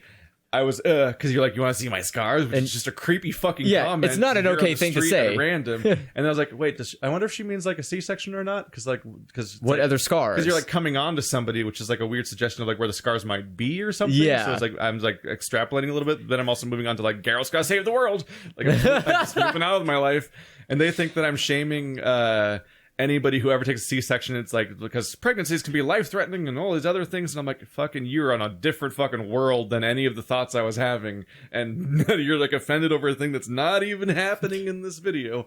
And that's somebody who records myself saying stuff for like 4 hours a day and then puts that out there. Like, everything I say could be misinterpreted as being another thing, and it's like, when in doubt, little benefit of the doubt, maybe just here and there, just little, maybe double check here and there what somebody might be thinking when they say a thing instead of just getting offended immediately. I mean, I will say I I've said horrible things. Yeah. And people most likely don't call me out on them. Most of the time don't call me out for some reason. Like I think the entire Wolfenstein 2 playthrough I was just nothing but disgusted that Anna was pregnant. I was just disgusted by it. Like every time she would come on frame, I was like, oh God, get her out of here. And like nobody said a word. Nobody said a single thing about how I was just treating her like a subhuman, and she is a subhuman. But so I was treating her so awfully, and no one said a single thing. But you just make just the most unoffensive offhand comment about that gets so someone's like, how dare you, find pregnancy? the right person at the right time who frankly is only probably half paying attention to the video anyway. There's like 13 videos of me being disgusted by a human, and it never came up. Now it will, but it'll be a joke. Question mark? Guess or not? It's not a joke to me. I think it's disgusting. Like it just genuinely disgusts me. If it doesn't disgust you, go watch Aliens, and then you'll be disgusted by the idea. For the topic of toxic masculinity, the problem is that people hear the term and they just take it as SJW talk. It has to mean exactly the literal thing, and it can't mean anything else. So that must mean it's literal meaning. It's like obviously it means that literal. It's just a term for shaming old men. Men are literally toxic. Yeah, apparently that's like, the interpretation. We're just waste? That's what people default to, basically. It's like, it's about shaming all men. Well, being men. You did it. I'm shamed. It's like, I can't go on with my life. We will end the species here by killing all the men off. Enjoy your asexual lifestyle. Like, just for starters, the term is about how men treat other men. So, like, it's not even about the other gender to begin with. Yes. So, like, it's not even about that.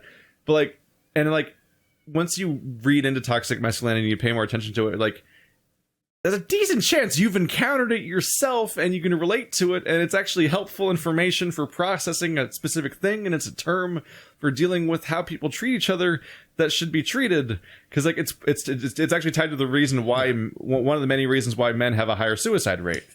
Is that like men saying men don't cry and you're a baby for crying? That's exactly. It's the expectations men have for other men, and in many cases, what fathers have for their sons, and or what mothers also have for their sons. Like surprisingly, these really fucked up double standards about how like men can't be in touch with their emotions, and they're not allowed to cry, and you can't feel things. And there's a bunch of different ideas about honor and toughness, and all these things about like masculinity that is like this shitty like movie Bruce Willis version of being a human, and it is toxic to lifestyles because it's harmful to the people that the expectations are put upon. No, it's not. Look at Bruce Willis. He was in 3 Die Hards and he killed so many terrorists. So many more than 3 of them, no, whether you want to acknowledge them or not. Didn't exist. He's been in like 5, probably 6 or 7 soon. He's probably just going to keep making them. He'll make one where he never has to get out of a chair.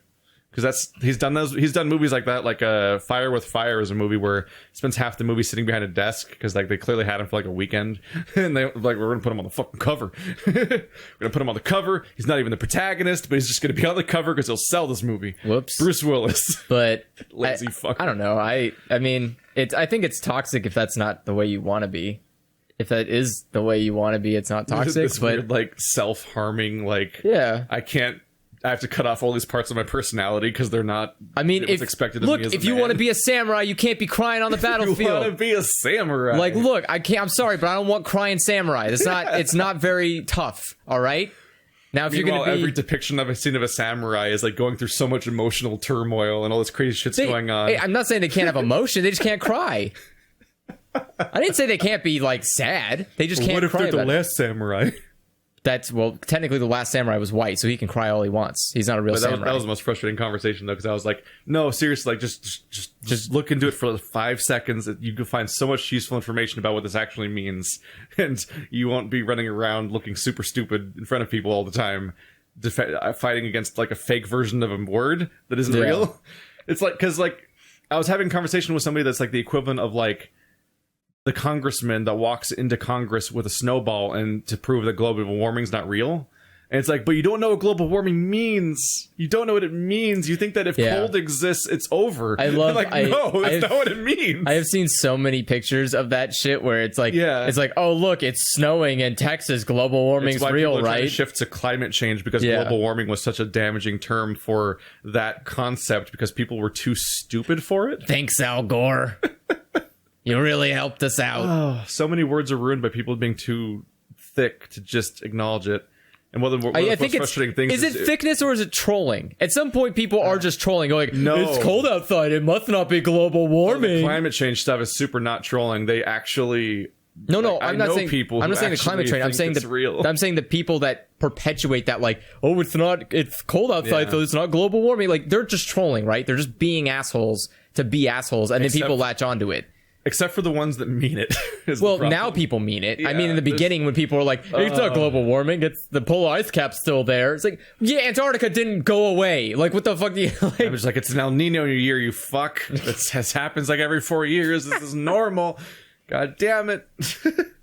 Anyway, that was a very long ago asked question. Let's go to the next one. Strawbleberries ask, out of all of your Let's Plays, which ones are your favorite to do, and which ones do you think are a must-watch? This applies to both your guys' channels. I think our favorites to do are the Sonic games, aren't they? I think they're my favorites to do. I had a great time doing Alone in the Dark. Yeah, again, I'm glad you had so much fun with it. Meanwhile, Andrew spent all that fucking time collecting all the fucking spectral points for nothing. Well, that was your revenge where you got to learn how it feels to play the game after I played the main game the whole time. Oh, and I was great at it. Yeah. I was fantastic. I even learned how to aim inverted because it was just easier. So what was your favorite series to do? Not ignoring the must-watch part of the question for now. To do. My favorite series to do. What was my favorite series? God, that is a hard... I was going to say Unfairnament, but there was an Unfairnament where you stormed out of the room and like quit for half of it, and we were recording without you. Was there? Yeah. I don't remember that. It was the one where you knew you were going to lose. The one that ended with Custom Robo. Oh, right. There was a great thing where Custom Robo was the last thing recorded, and you didn't care because you'd already lost.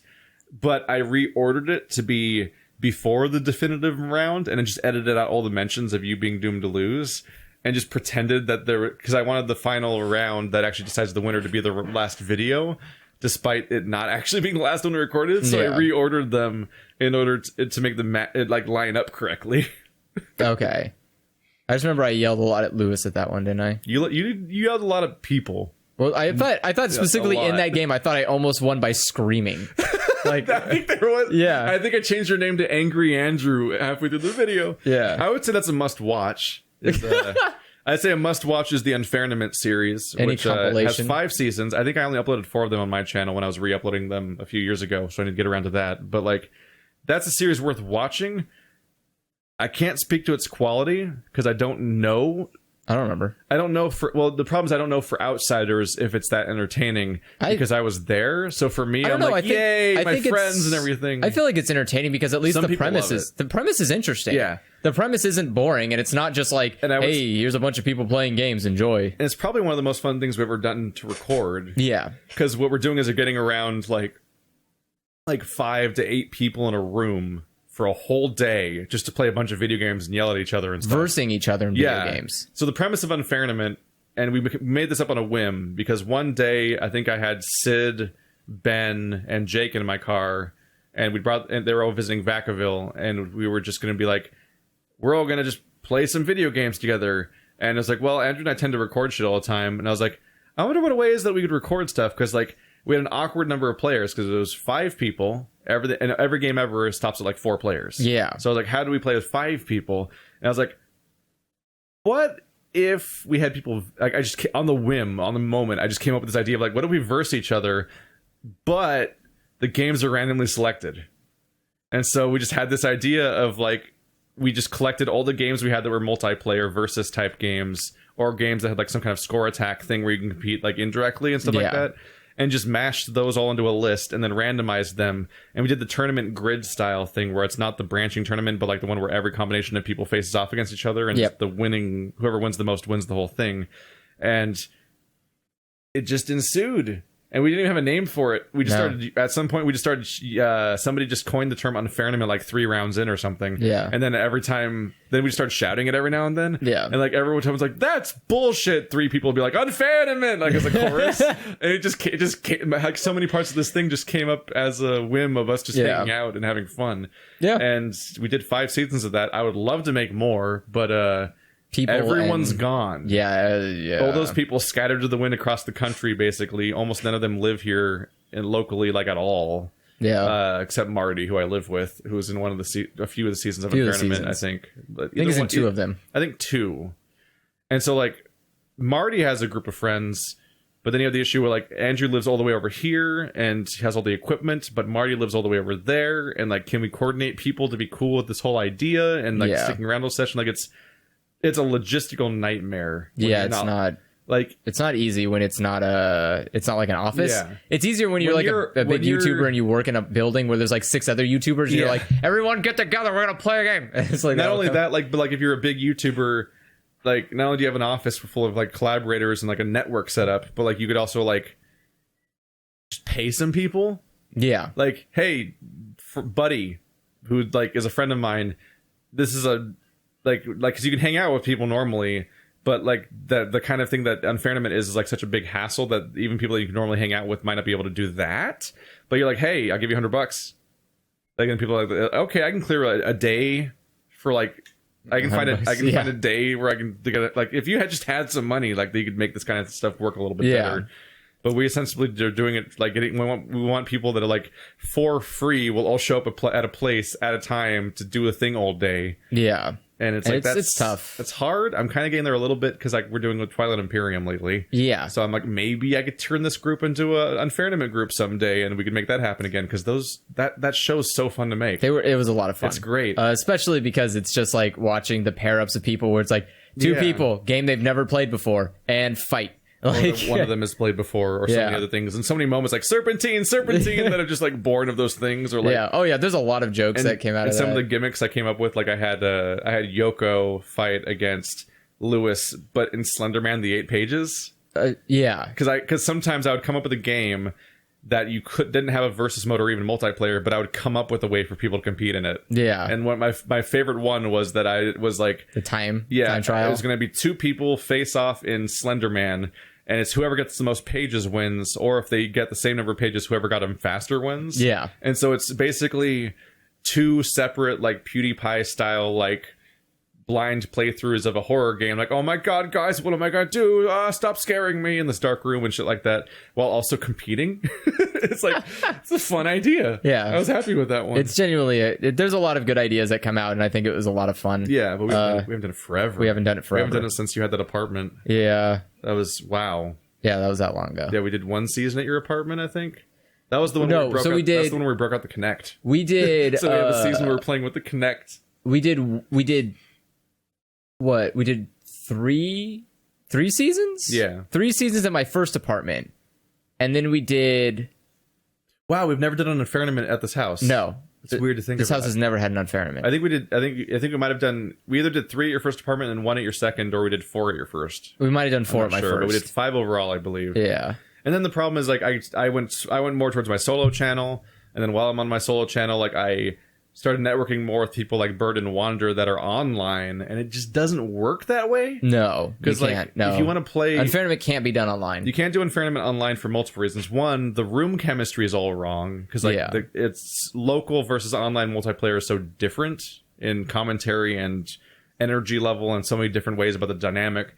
But also, everyone has to already own every game on the randomizer list. Yeah, it's a mess. Yeah, it's like every single, like, you can't have a big list and randomize it because and then just have whoever's next sit down. Like, no, you both have to own Magicka or whatever the hell already for some reason, specifically between your 2 Steam accounts or something like that. Yeah. And then sync it up and then have like some kind of remote host who's watching remote, because like in Unfairnement there was the 2 people facing off, but then there was everybody else was still in the room. Yes, on microphones, and so there was an audience, a live audience of other people that were also the contestants. How do you even like? It's a logistical nightmare to set up. 2 people are going to show down and Duke Nukem or something, and like 4 people are going to be watching and commenting live. It's like, first of all, it won't be live. And who do you watch? Which screen are you watching? And like also, the surprise is gone because both people already owned the game. And like, also, you can't really see the other person's screen because they're playing. Because if you're doing that, you're playing remotely, which means you're playing online, which means you can only see one person's screen, then you have to edit it later to see both screens. It's just a nightmare. It's why the only channel I've ever seen that has done something similar to Unfairnement was Achievement Hunter Versus. Yeah, which is because they have everything. They have the logistics. They have the like space. They have the people. They have all the hardware. They have all the games. They have literally that fucking company has everything they need to make an unfair. I'm so jealous of them. Oh yeah. It's not even like their success and their riches or anything like that. Just that. All their logistics are so set up. Yes. And their situation's so perfect. I'm like, you fucks. Yeah, that's the only thing I'm jealous too. Their setup was that a person would be the reigning champion, and then whoever the challenger was would pick the game and challenge them, and then they'd see if they'd keep being the I would like to. I wish if there was a chance, I would like to go there and challenge them to an unfairnament and see how it works, because I think they would enjoy an unfairnement. I think it would be great. Like, I would love that show to be just on indefinitely. Like, it just has a season every year or something like that, or 2 seasons a year. Or if I could do it every year, that'd be great. Unfairment's great. Unfairment's awesome. I love it. It's great. It's my favorite thing to record. The only thing I worry about is at some point you're gonna run out of fucking games. Yeah, you have to, right? Like, there has to be some point you run out of games. As far as must see stuff, like just must see stuff that's like, it could be for either reason. One, it's either like a thing that is like either a thing that's mandatory viewing, like Unfairment, because we talk about it and you just need to understand the thing we're talking about, or just it's that good of a series. We should try to do like a rundown of sad games playthroughs that we think fit that. And honestly, I think Alone in the Dark ranks. Alone, I would say pretty up there. Alone in the Dark, Sonic 06. Sonic 06. I would. There's another Sonic that was like mandatory, kind of, wasn't it? Sonic Adventure 2 was pretty crazy. I think Sonic Adventure 2. That fucking mess. I would also argue the Resident Evil Revelations, which was a nightmare. A permanent mark of shame because it's unfinished. It is unfinished. Yeah, it's missing one episode. Yep, just a boss fight. So. We played Revelations all the way up to the final boss fight. We played Revelations 1 and 2. Yeah. So at the end of 2 is what's missing. So you can watch all of Revelations 1 just fine. Wait, is the end of 2 missing? Why is the end of 2 missing? Or is it the end of 1? It's the end of 1. Oh, the end of 1's missing. So you can watch all of 2. I got stuck on the final boss fight, and we stopped for the day. And then Andrew lost the files somehow? They're just gone. But you didn't beat the boss. Yeah, but also, like, we didn't upload that. At some point, the files were just gone, and I'm like, what? Yeah, and like it happened a few. Like we've had a lot of file scares over the years. Like we had 2 attempts at doing Diablo 3 playthroughs, and like one of them ended because our entire session's files just mysteriously were not to be found. And I don't know. I still don't know what happened. No. And then season 2 ended just because it's really hard to get 4 people together all the time. But I want to have. I want to have like a full playthrough of Diablo 3 console edition with 4 people, just because it's so much more fun. But yeah, it's the same problem as like you need 4 local people that are willing to go through all that forever, and everyone's adults now. I don't know if you caught the memo. But like now that when you're in your late 20s, everyone turns into adults and they've got shit to do. Yeah. And then they also move to not the same town. It really fucks up the whole process. I mean, thankfully, Diablo 3 is one of those that you can theoretically do online because it does offer. But that's not the fun. It's not as fun, but at the same time, at least it's still doable. The problem for me with Diablo 3 and Diablo in general is that you move really fast in those games. Yes. And so, like, I would play like with Max and Eric and stuff like that, and in Diablo 2, and they had the game just down. Same thing would also happen in like a Path of Exile, where like. I could never open my inventory or look at anything or pick up loot or like really do anything besides just sprint after them at all times because they were just gunning it.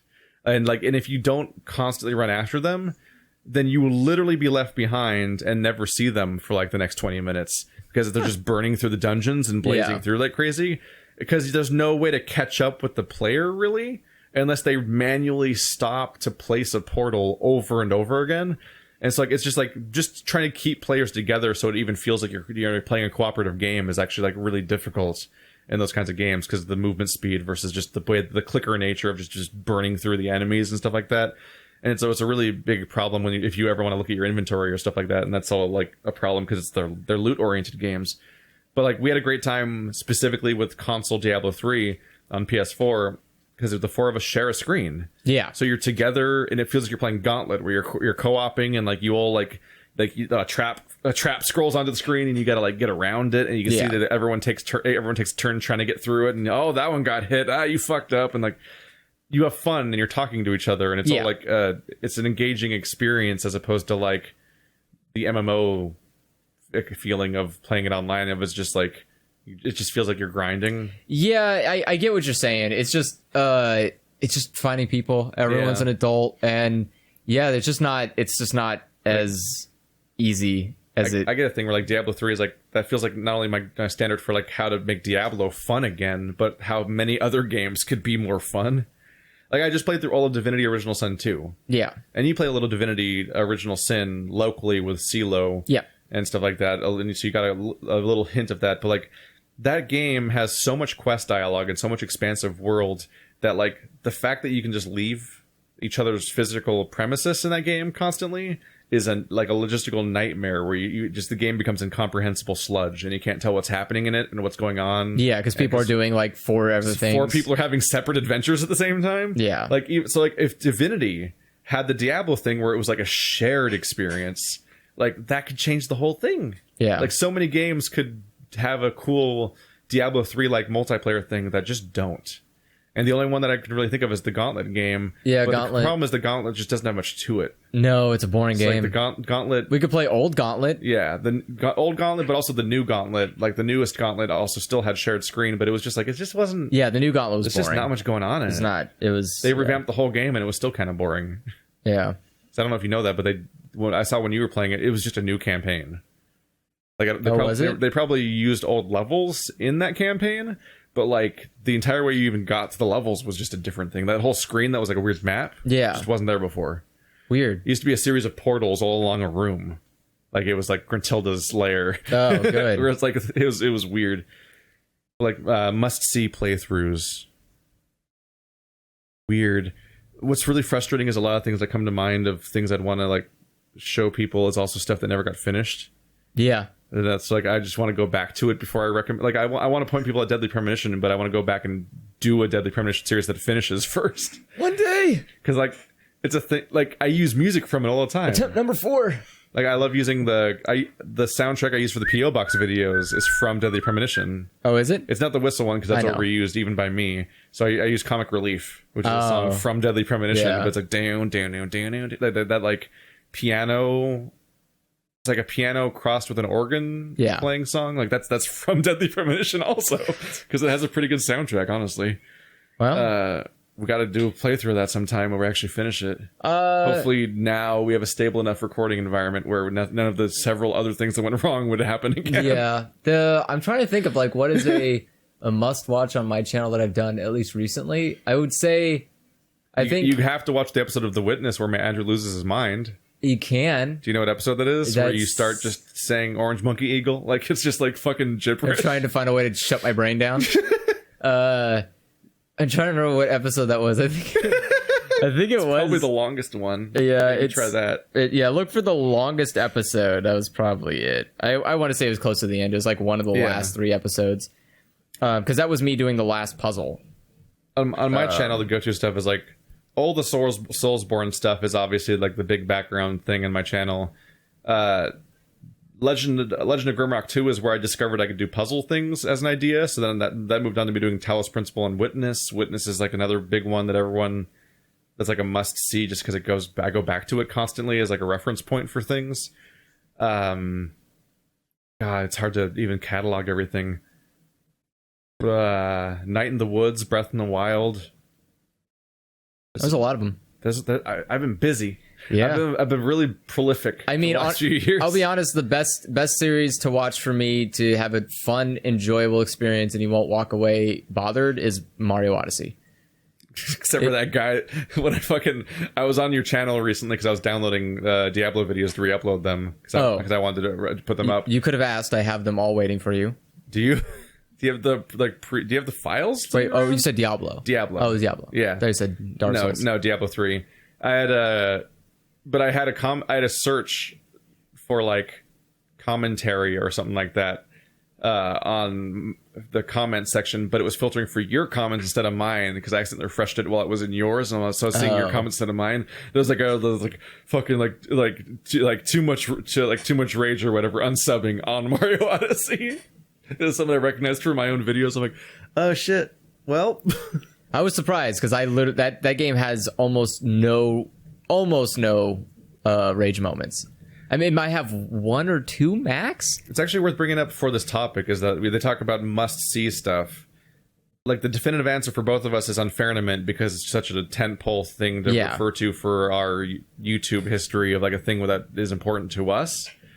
But aside from that, we can't really recommend much. Really, what should happen is the people in the comments... Watch all of our channel. Well, what should happen is the people in the comments should make their list of must-watch stuff. Yeah. In the comments of this video. Yeah, I would like to see what people actively prefer watching. You say what your must-watch series are, and then people who want to know the answer to this question can look at those comments, because that's the outsider perspective of somebody who actually, like, it's like me talking about, like, a must-watch Black Mirror episode. Yeah. Like, I'll have a different answer than the creator of the show would, for example. The creator just be like, I love all of them equally. But there's also, like, the complaining topic is, like, a thing where, like we, as the people making the videos, have such a different experience than the person watching the video in many cases. Yeah. And so the people there's often the audience takes a completely different takeaway and moments that can be surprising at times.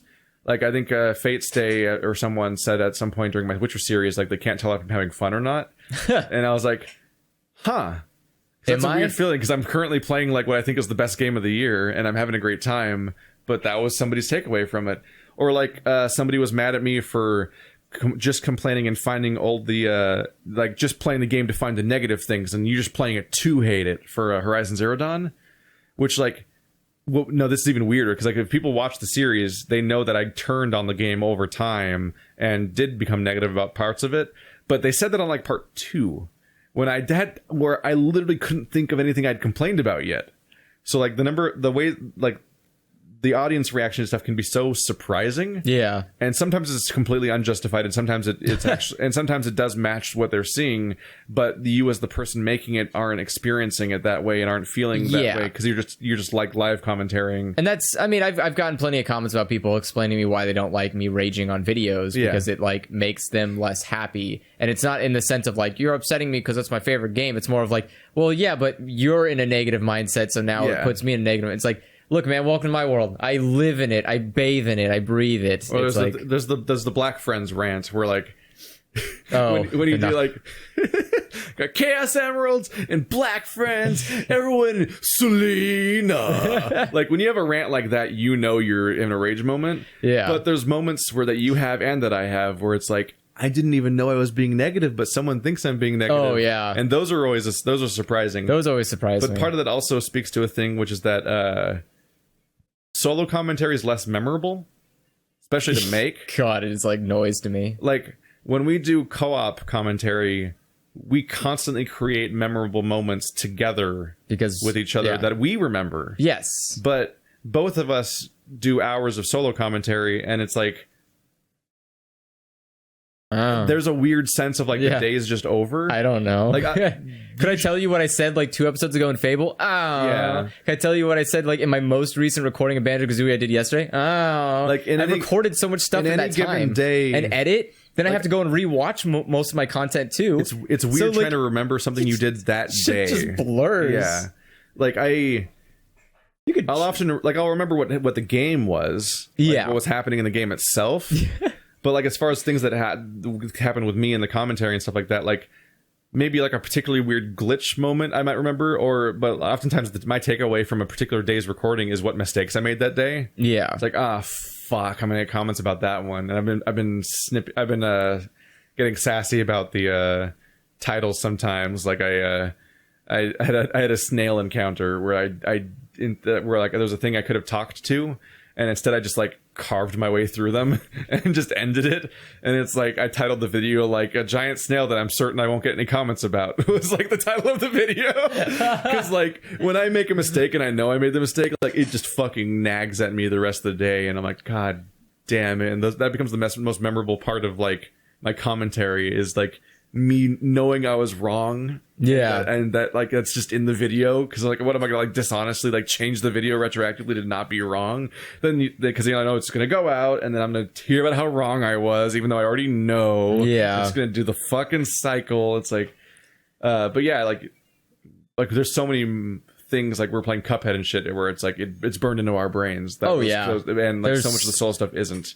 So like comments surprise me when they talk about what happens in videos. Yeah, sometimes I do get when people just put a time code and leave a comment about it. I'm like, well, this is going to be interesting, and I just click the time code. It's like, oh yeah, that thing. Like that makes sense. So I guess let's just say series we had most fun making in 2016.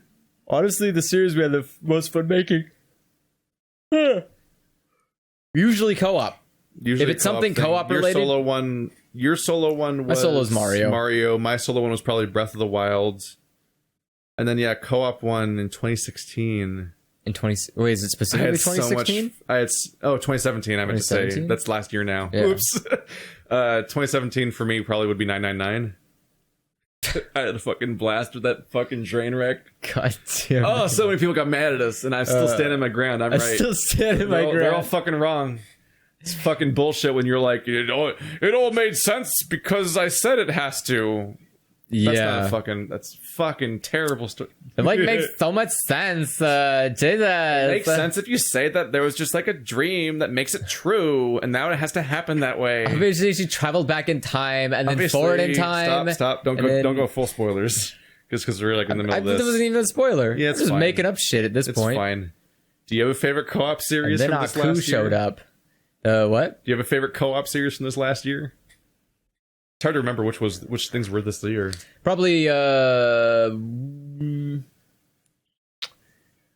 know, maybe for milestone or for frame for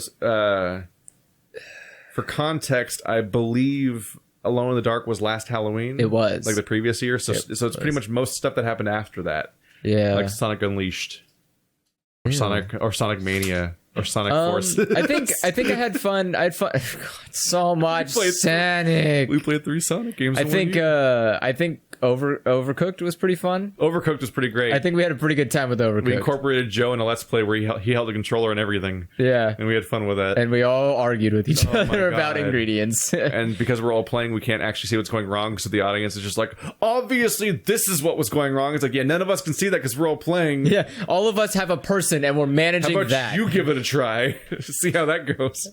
But yeah, I think Overcooked was pretty good. I don't know what else. Shit, Resident Evil 7 was 2016. Mm-hmm. And so was anything else I could think of. Yeah, 2016. Yeah, because we did Resident Evil 7 before we did Alone in the Dark, or we did it after. I think we did it after. I think Resident Evil 7 was or November. I think Resident Evil 7 was like February for me, and then April for you. Oh, was it? It was later. Oh, yeah. The deal because I'm playing the DLC like now. Oh, which the DLC came out like in November or something. I think it was all 2017. Oh, well, Resident Evil 7 was pretty fun. That was a good series. We had some stupid moments. God, a lot of stupid moments. Hey, why is he walking on why am I walking on his head? I don't think this is how it works. There was some you broke the shit out of that game in some places. That game's still like a Game of the Year candidate for me in a way that's hard to articulate for some people. But like, I had a great time. I was having so much fun with that game that I played it. And then I watched like Game Grumps and I want to say Achievement Hunter and Best Friends play it, and I'm just so hooked up watching people play this game. Andrew, let's make a Let's Play with me of this game so I can watch you play it. That was the premise of our Resident Evil 7. Yeah, because I wasn't gonna play it on my own. Co-op or 2-person commentary playthrough was just that I just wanted to watch you play it. So I was like, let's make a playthrough where you play it so I can just experience another person experiencing this game because it's a fucking ride. I mean, we've done that. Shit happens in that game. Yeah, it was a ride for sure. Resident Evil 7's a pretty check out that series. That's not bad for co-op stuff. There's a lot of them. Basically, just go look at. Is that your favorite for 2017 co-op one? Resident Evil? No, I think I would. So I'm a fan of 999. I think 999 was pretty fun. I think we had a lot of fun, dumb moments in 999. Some fucking great conversations with that game. That's like half Let's Play, half podcast. Yeah, it is like half podcast, honestly. It's great. But how else do you do it? It's a game that never stops talking. You have to just stop it and talk to each other sometimes. Otherwise, it's just the game. And you're not even doing anything. It's just a novel that you're reading together. And that's just an audiobook. Yeah, then it's just an audiobook. And no, that audiobook needs to get its bullshit called out. Yeah. That's probably it. So this was Sit and Discuss episode 2. It was half anime, half Q&A, and that rhymes. So it is still a Q&A. It was questions in anime. That was only half the questions. Oh no. We've got like 3 more questions to go, so we'll get to those next time, probably before the anime. Probably not talk about anime next time. No. That was unexpected. That was just a direction we went in this time. Yep, that was just a tangent, and now that's a first look into exactly how most of our recordings go once we finish them. That's the amazing format this thing has. Yeah. I also wore this shirt because of the furry question. It says Handsome Furs. Oh. You know this band? No. It's a band. It's a band. This is the shirt you've seen me wear in like half the videos.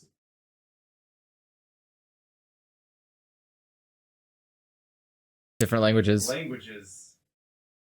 I'm just and wearing... you could totally hear me because I was really far from the microphone. But yeah, I'm wearing a BioShock shirt.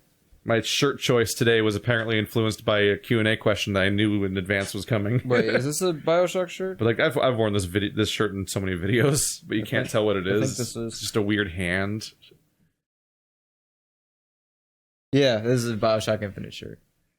Is it? Yeah. I love that you can't tell. I couldn't remember. It's been a while. But yeah, this is the BioShock Infinite shirt. Boy, that's a game that was forgotten by time. People just forget there was a third BioShock oftentimes because it's just so unimpactful. Because I tried throwing a baseball at a slave. And I can never undo that. That was not a good game. No. It really wasn't. No, it wasn't a good game. Oh boy. Like, it wasn't even a good BioShock game. Probably because it wasn't underwater. Before we get off on that tangent, see you guys next time. Goodbye. Bye. And by the way, you could send questions to us. Send questions to... It'll be at the top of the screen. Yeah, I think it's Sit and Discuss Pod... Let me see. I can just double check it for the audio people real quick. Sit and Discuss. I want to say it's Sit and Discuss Podcast at... Yeah, SitAndDiscussPodcast at gmail.com. You can send your questions and we'll get to them in probably chronological order. We'll try our best. Just so I can tell where I left off half the time. Yeah. So we'll probably get through more questions generally than the last than Four Nerds did or Save the Universe did, just because of the fact that like there's 2 of us and not 4. Yeah, that, and we're just not...